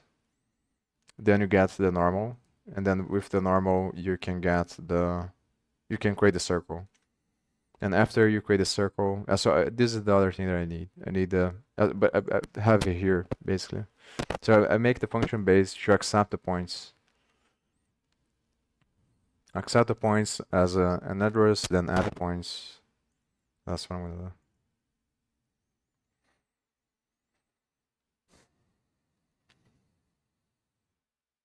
So the other one returns void. For routes.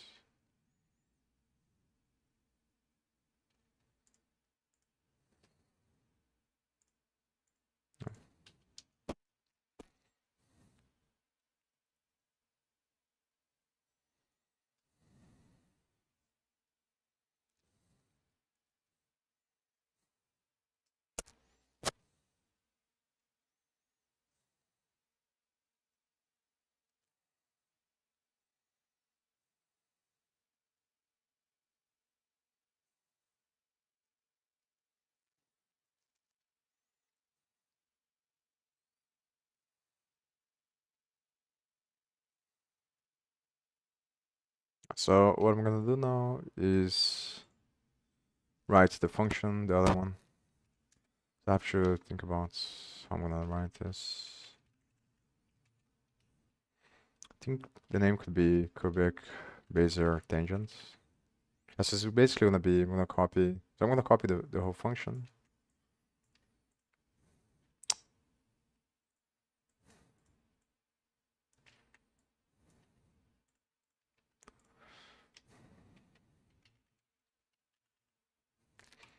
And then this would be,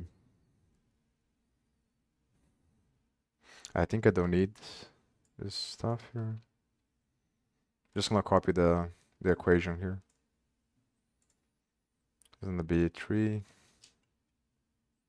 Oh, he also did on terms of u. So I guess I need the other stuff.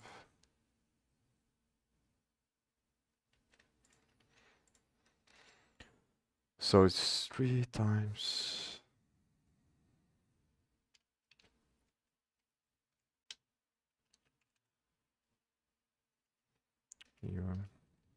u2 times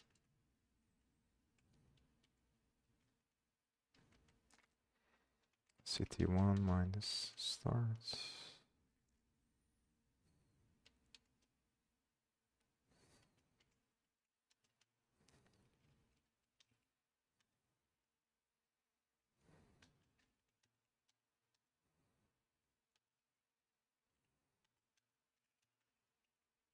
This I'm just going based on ChatGPT, so I'm not 100% sure if it's correct or not. That's the main part that I'm uncertain about, and I don't wanna have to, because I'm probably gonna have to, if I have to derive myself, I'm gonna have to write manually. It's gonna be annoying, so I don't wanna do that. I guess if it's wrong, I can just test other stuff and search online as well.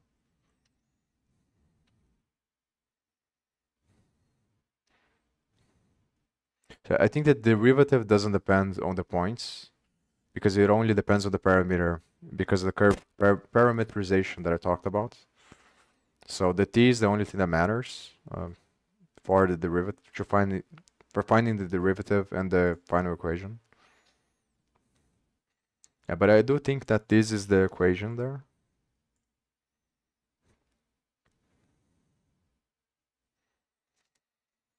So now the question. So I'm gonna ask GPT how to get the. So this is teacher.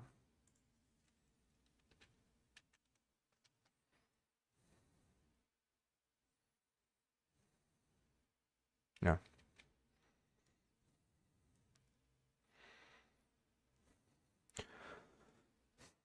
So the tangent is gonna be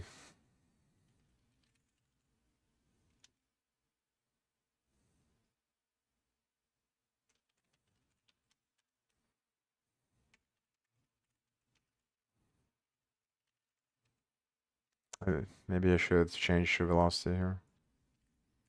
This is the part I'm not sure because like based on what I wrote here, but it's based on ChatGPT, so it could be wrong.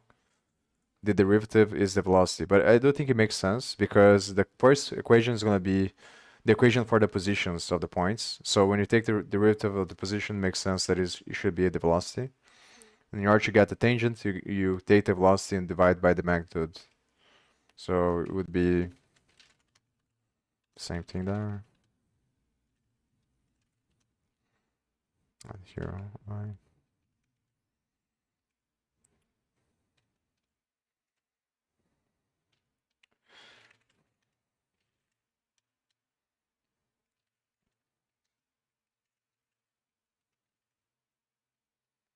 Not sure if I can do it in one thing here. Tangent velocity divided by its magnitude. Take the derivative of tangent vector equation and gets magnitude also. So I'm gonna ask ChatGPT. So yeah, first let me put this on the class here.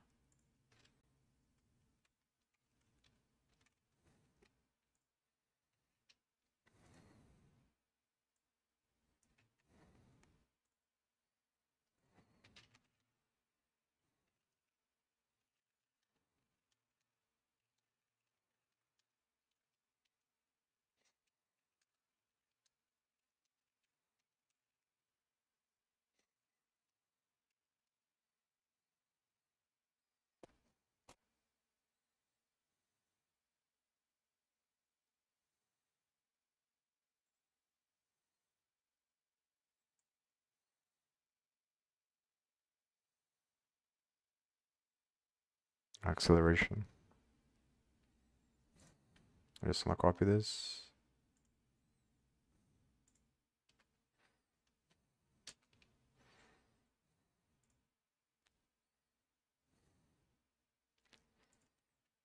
I'm just gonna put it like this.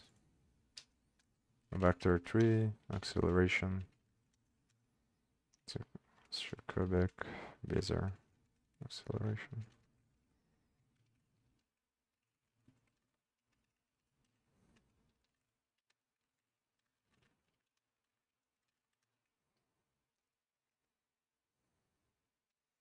Okay, now that I have that,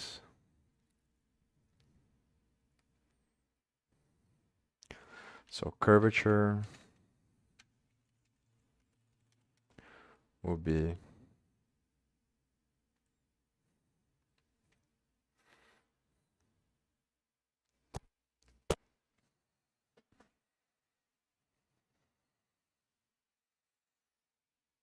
it seems that I don't need this second derivative, so I'm not really sure why I wrote now. Oh no, it's tangent derivative magnitude, so it's 1 divided by velocity dot length. Actually, no, velocity length. So maybe I don't need the tangent. Multiply by tangent derivative magnitude. Just the acceleration at length. But that doesn't make any sense. So I think that this is probably wrong. Unless the curvature could be a float. but because this is gonna return a float, I think. The length returns a number. Yeah, it returns a float. But it could be this. I'm gonna test like this. So if this doesn't work, I'm gonna ask ChatGPT. The main concern that I have is the issue that I said, like there could be more things that are wrong, and it's gonna be kind of hard to figure out. Because like if it works and like if it doesn't, I don't have any problems on the compilation, and then it's just a thing on the runtime. It could be for several different factors.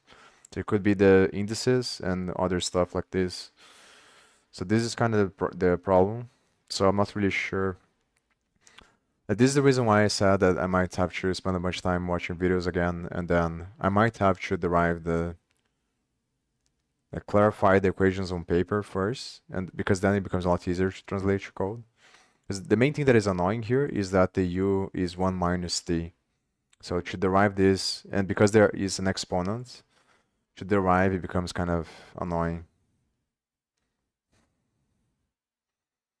So the way that 3GS does it to get the points, they compose the final equation based on the multiplication of the separate parameters. So it might be another option to make it easier.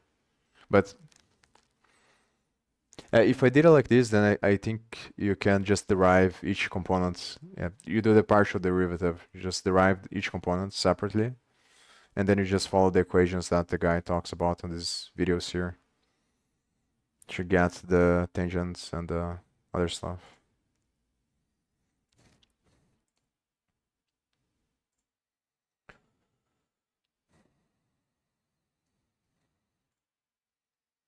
So normal, according to this, would be 1 divided by curvature times tangent derivative. It's acceleration. I'm not sure if this makes sense. Yeah. So yeah, now that let me copy the stuff from 3GS here.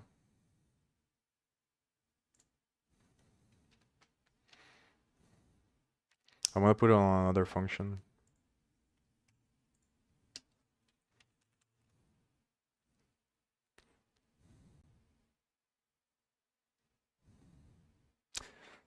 This void's better. Right, circle.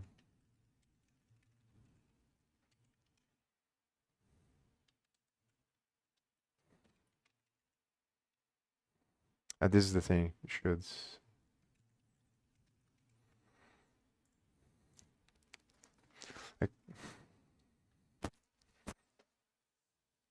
I think in the beginning I'm gonna do it passing the value here because it's easier. But then, like if I test everything works, I'm probably gonna change these things here so that they are member variables of the class instead. And then on this function, I just change from the member variable.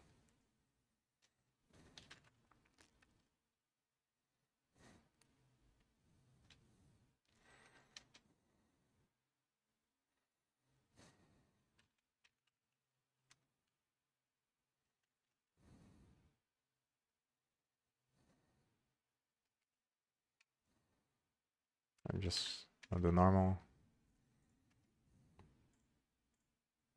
So I'm gonna copy. Why did they use B here? Oh, so they are using B.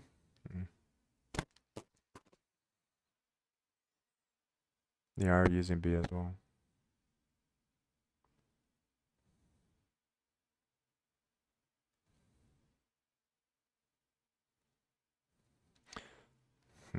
It's weird that they use B to calculate the normal here.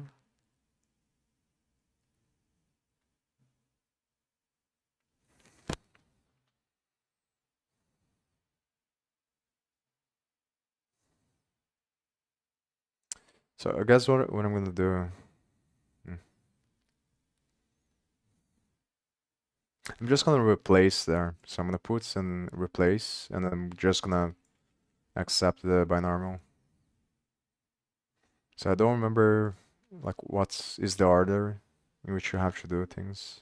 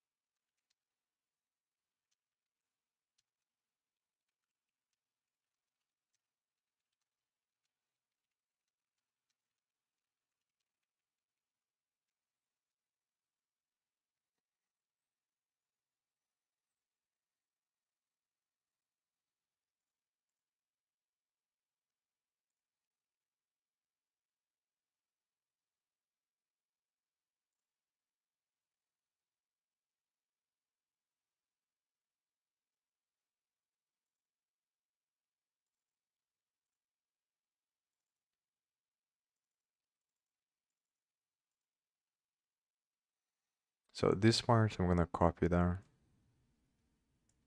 I'll copy this stuff here.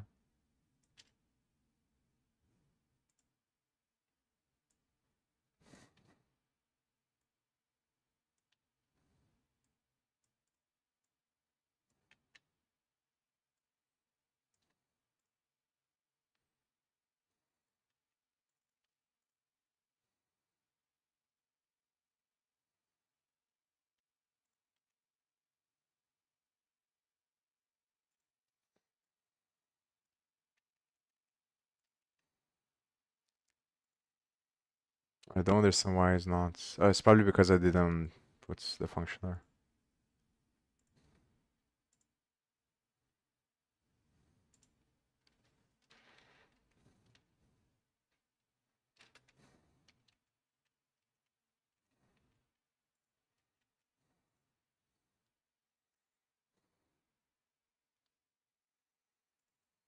Swish.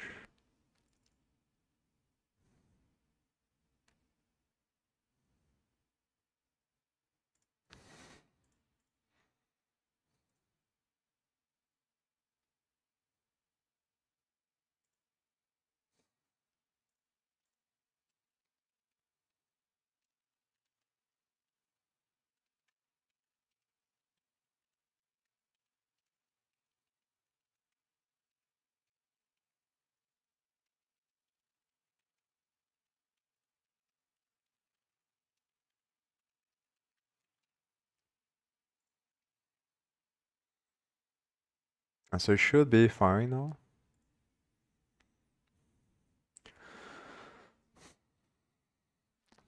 So for each point, you generate a circle based on this stuff here.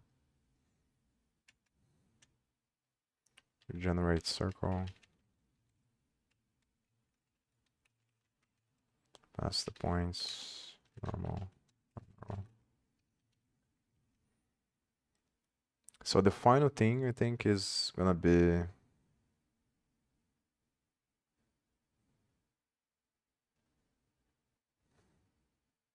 so here would be vector 3.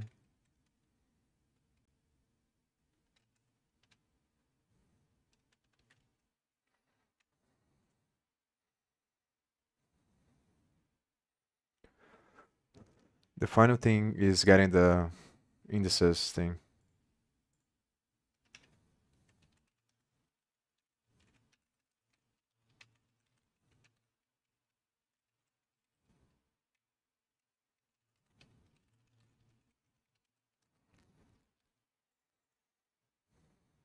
which is just this function here.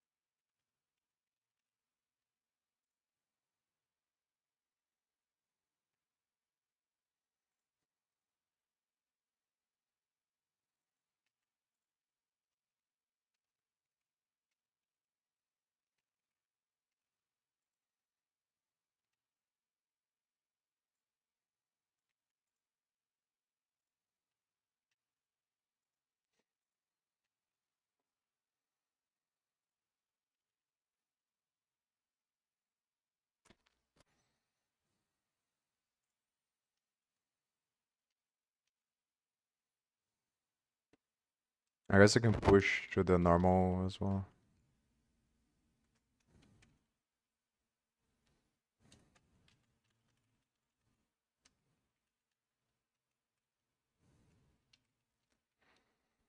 I'm gonna try just with this shoe first, just see if it works.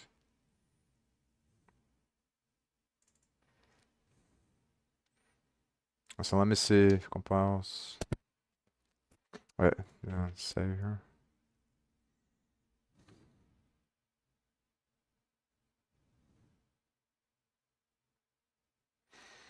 So the big thing is the equations here that I'm not sure if they are correct or not. So if they're not correct, I'm gonna have to spend a bunch of time figuring out what are the correct equations.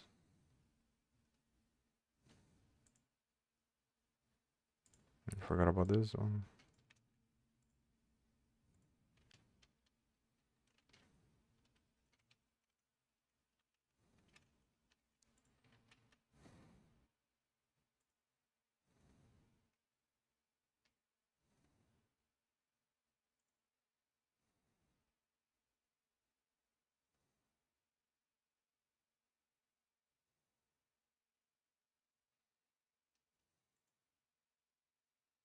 I forgot this.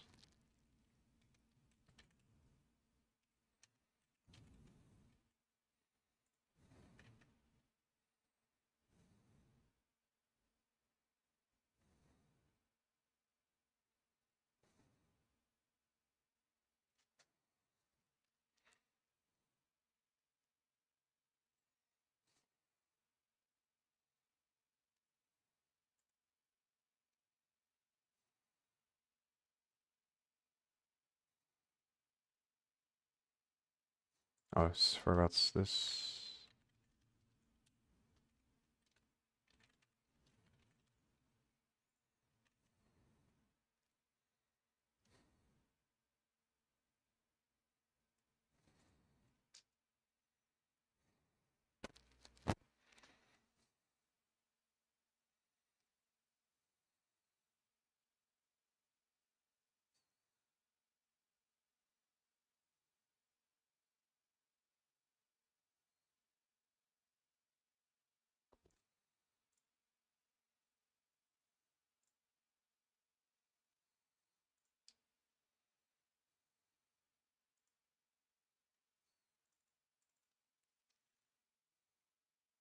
This is the issue. I think here is a float. Oh. So maybe it's easier to put float here as well. And this is floats. Float. P on the clear identifier. So yeah, so that's why you need a point there.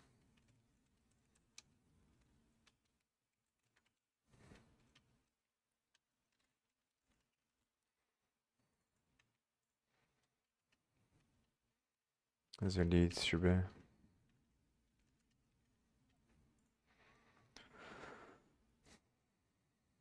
Generate circle.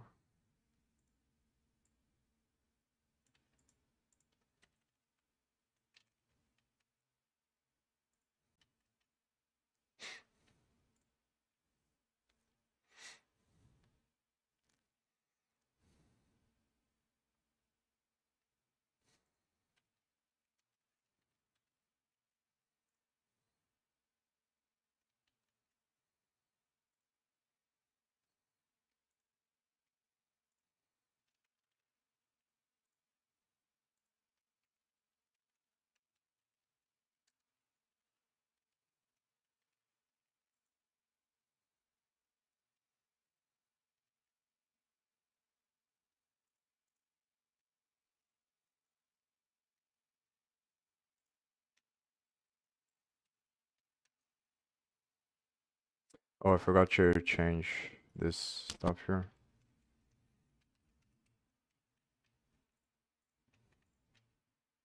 Yes.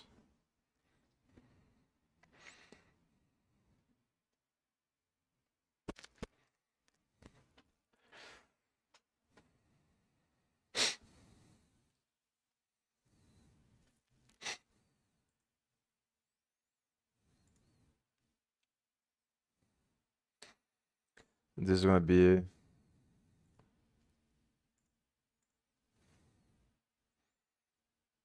yeah, so I have to push one at a time, I think.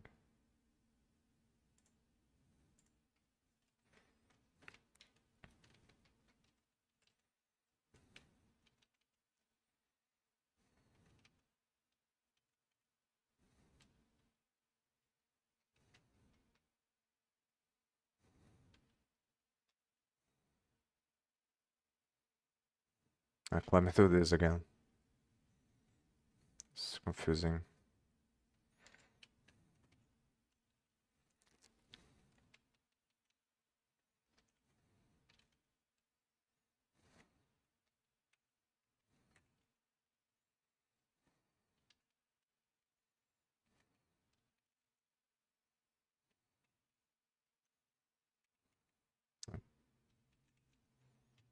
Okay.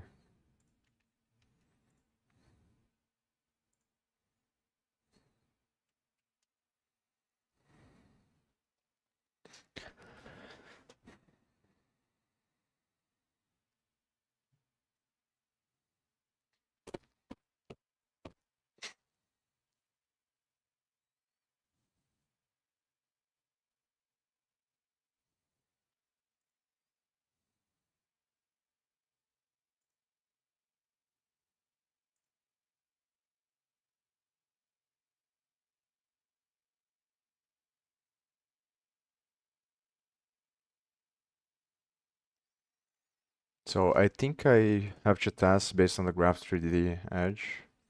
It's been some time since I haven't done anything with the other classes, but I'm pretty sure it's gonna be the Graph 3D Edge, and I'm gonna have access there.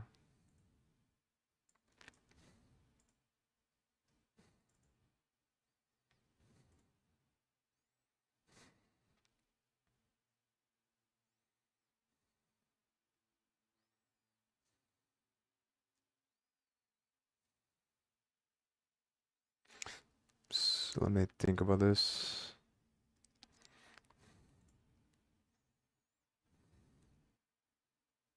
I forgot to call this thing here.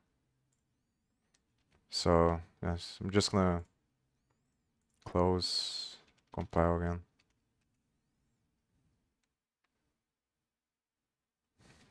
Alright, this has to be on the end.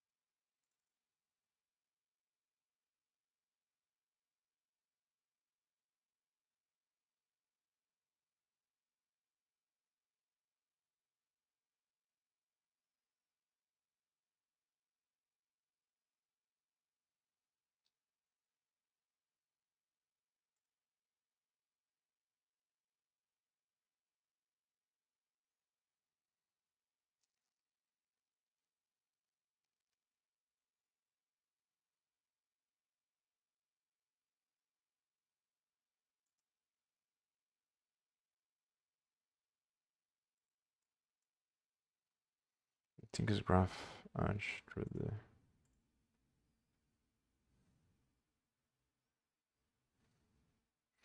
I'm not sure why this thing is showing up.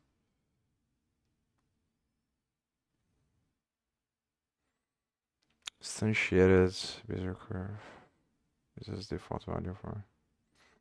I'm not really sure if this matters. I think maybe this warning is showing up because I'm setting the mesh on the constructor.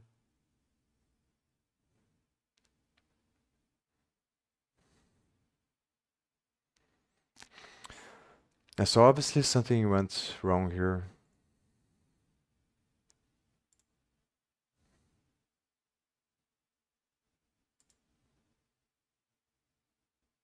Hmm.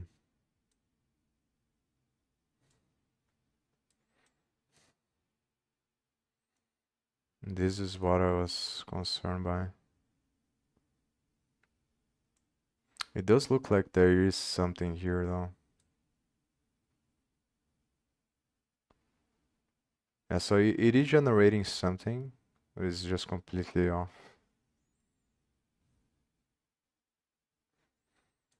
So the only explanation is the equations there, I think.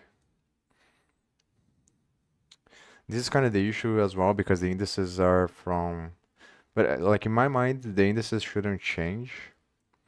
So I think like I'm pretty sure when you set the indices using array mesh on Godot, it's gonna default to using the indices. So the indices is the only thing that matters to create the connection, which creates the winding order, which creates the shape. So basically connecting the two different cylinders or the two different circles to create a cylinder together. So, but I don't think that this is the issue. The issue is probably the equations there. So it is showing something here. The problem is the equations.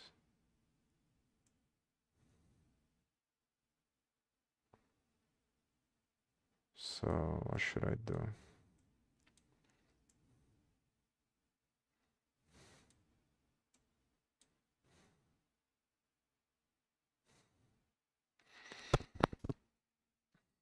I'm pretty sure that the first one is correct, which is the positions.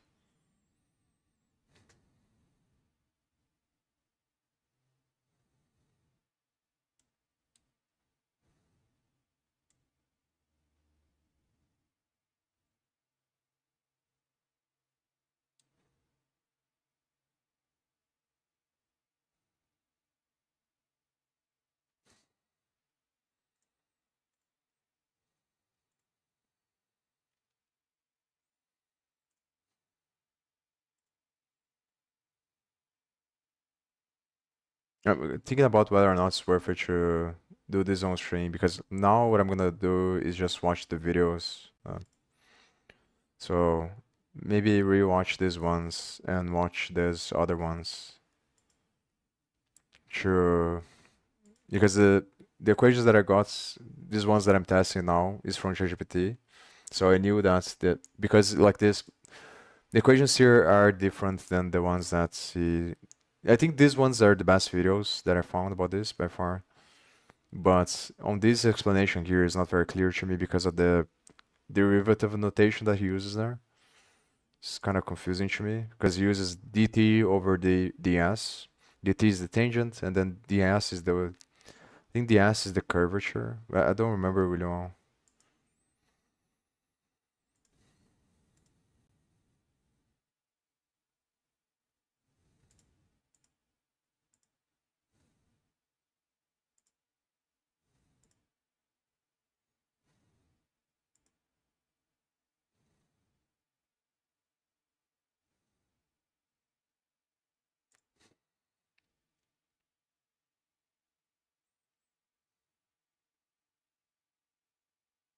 So basically, this is saying that you get the length over the.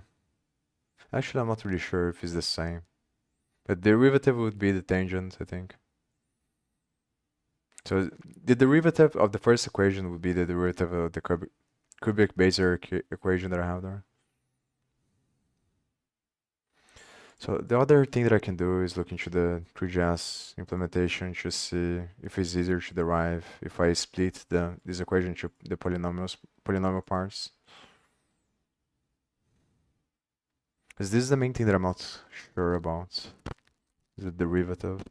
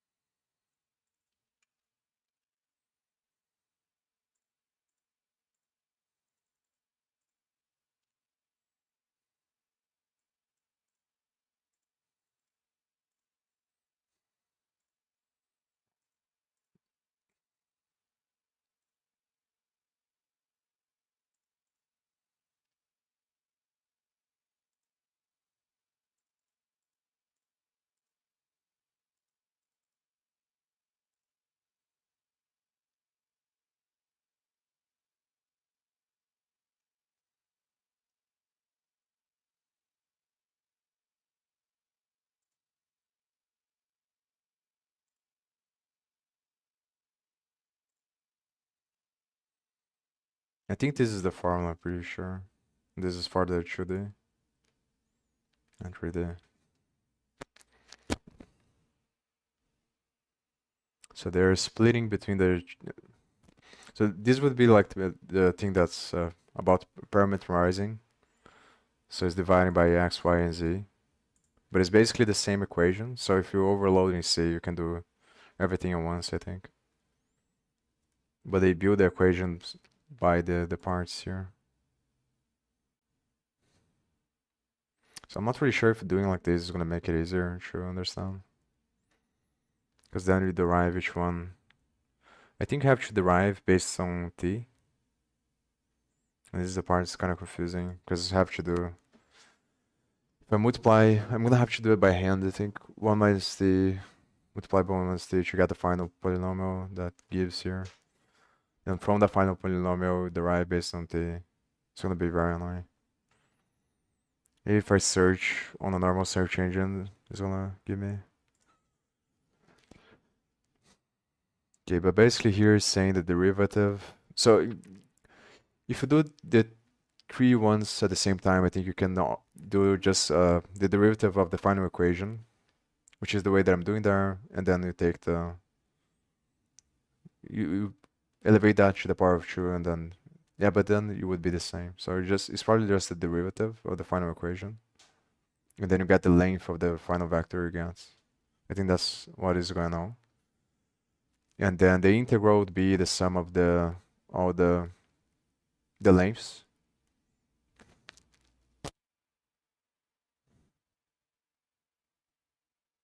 Yeah, that makes sense.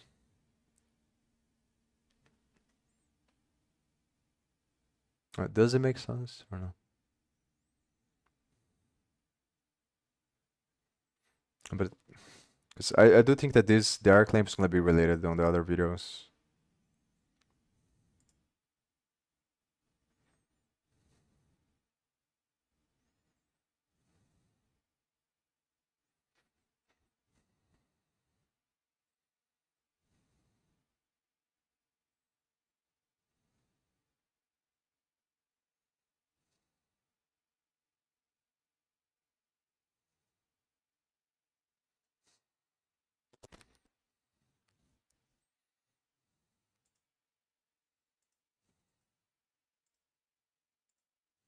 This is the part that I'm not sure.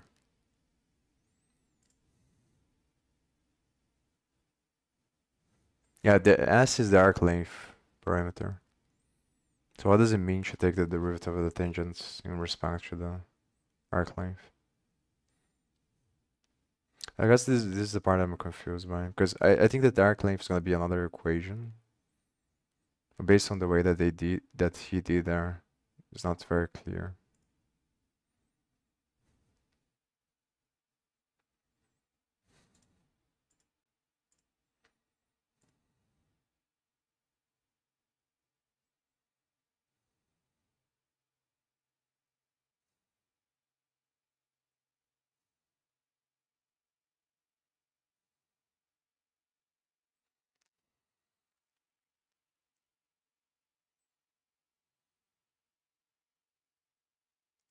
I think on the first part on the arc length, it does make sense to think, if you think about it on like the connection of the points, then obviously it makes sense because the equation of the square root there is basically the distance between the points, and then you're doing the integral over the whole thing. So like you're just like summing the connection of the points, the distance in points, and that's the whole length of the curve. That would be the s.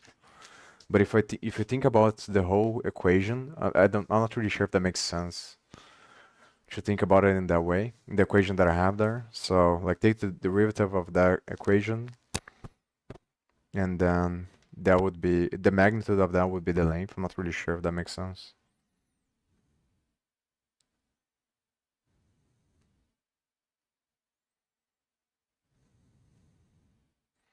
Because what he's saying is that the magnitude of the velocity is the derivative of that equation of the arc length. The arc length equation. This is why it's confusing.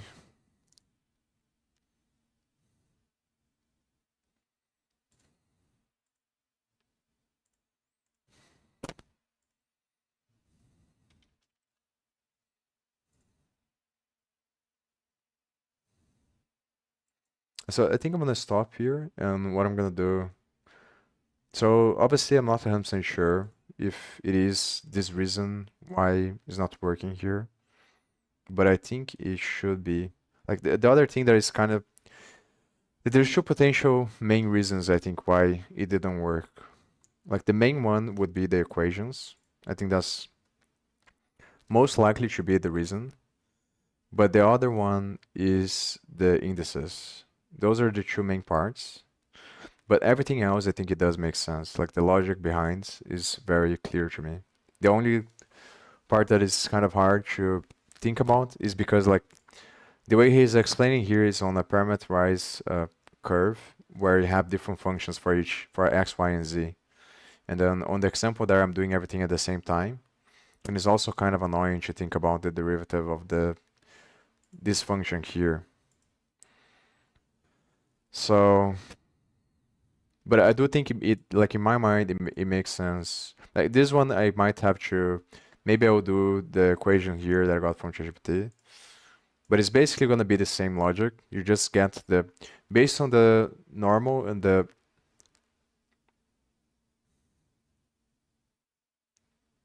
yeah, normal and binormal. Because the normal and binormal is like the plane that is perpendicular to the tangent, which is the direction of the curve at the moment of the point that you have the point. So once you have those three values, which is basically the Frenet frame, so the first one you get is the tangent, which is the direction of the curve at the points you're selecting, which is based on the equation of the cubic Bezier. Once you have that plane, then you can generate the points of the circle based on that plane. It's going to be the inclination of the circle on that point. And then that's basically what it's doing here. And then you generate all the points of the circles based on the normal binormal for each point of for each section you're getting. And then you generate the final connection based on the indices. So I think that is unlikely for the indices to be incorrect because it's regardless of how you build the circles, the connection should be the same between the sections to create the triangles that are going to create the cylinders that make up the curve. So I think that is most likely to be incorrect because of the equations here, the derivatives. So the main thing that I'm going to try to figure out now is how to, I think the tangent, but even the tangent, because the tangents I'm already getting based on the derivative here. So this equation could be incorrect. Because it also makes, like the other way that I was thinking about before of getting the tangent wasn't based on the derivative. Like I think that this is the easier way to get, but it's probably not the best. So the easier way to get the tangent is just by, you keep track of the 2 points at a time, and then you just get the distance between them, and that would be, or you get the difference between them. That would be the vector that is the tangent, because the more points you have is like the integral, where And this is the reason why I think he is related to the derivative, the tangents, and he explains that as well. Like the closer is the distance between the points you have, then the more accurate is the tangent. And the bigger the gap between points, the less accurate it is, but it's basically just the distance or the vector of between the two different points that you're getting of the sections of the curve. That should be the tangent. The part that is the hardest, I think, is the normal, getting the normal from the tangent. But I do think it's worth it to see if I can figure out how to get the tangent directly from the derivative, because then you don't need to keep track of the points. And it's just, I think it's just better overall as well. It's more accurate probably. So getting the tangent and then the normal then should be then just the cross product, the binormal. So I think once I figure this, yeah, I need to make sure, like once I have a clear picture of what the equations look like, then, so I'm probably gonna watch all the videos, and if I can't find the answer, I'm just gonna do it by hand, I think. So just write the cubic Bezier equation, then derive myself. But I need to make sure first if I am thinking about it in the correct way. I think it makes more sense for the tangent should be just the derivative. Should be the vector at the derivative of the curve. So, like it wouldn't be the velocity divided by the magnitude. Maybe it does make sense because it's kind of normalizing. So maybe it's just the normalized velocity instead of dividing by the length. Could be that.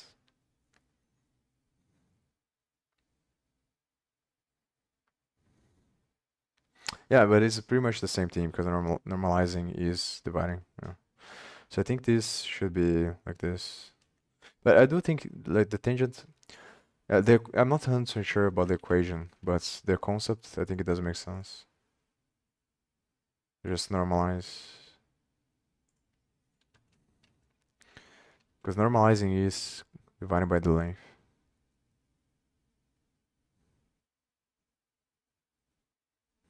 Normalized.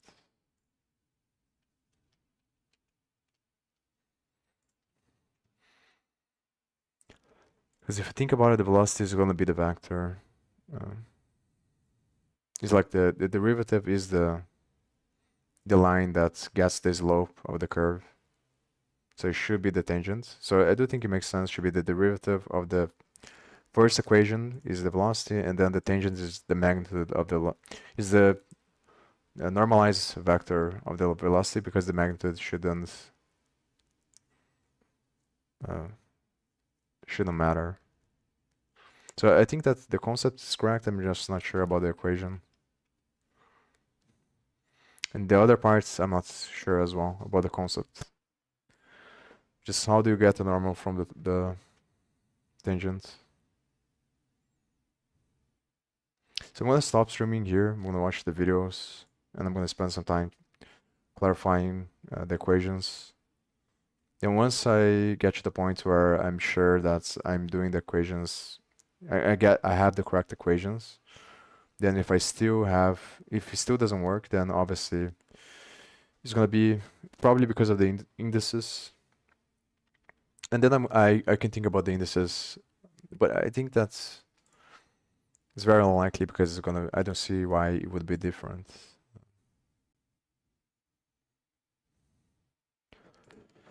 So it's probably the equations.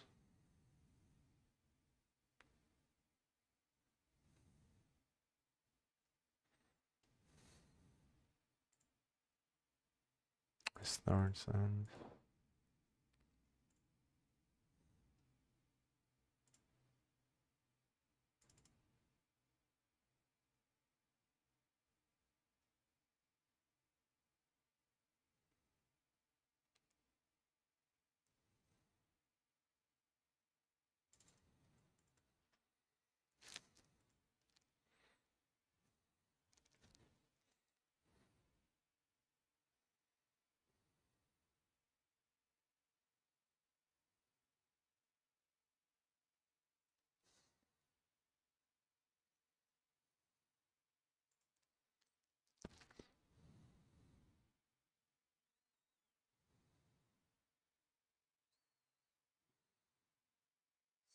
I think this does make sense.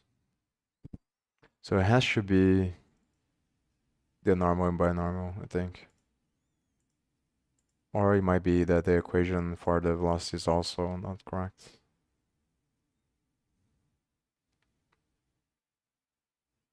So I'm gonna stop streaming here when I watch the videos and think about this. So probably next time that I stream, I'm just gonna continue from where I stopped now. Trying to figure out how to do this curve using the Frenet frame. I I think if it doesn't work, if I make sure that the equations are correct and it still doesn't work, then probably what I'm gonna try to do is just copy from the way that 3JS does it there. Which is just getting. I think the way that they implement it is probably easier, but it's less accurate, I think, because they're getting from the distance of the points instead of getting the derivative. But it might be easier to make it work if I just copy from the way that they did it. Yeah, but I'm gonna try this one a lot more times until I'm sure that have the concepts correctly and the equations are correct as well. So see you next.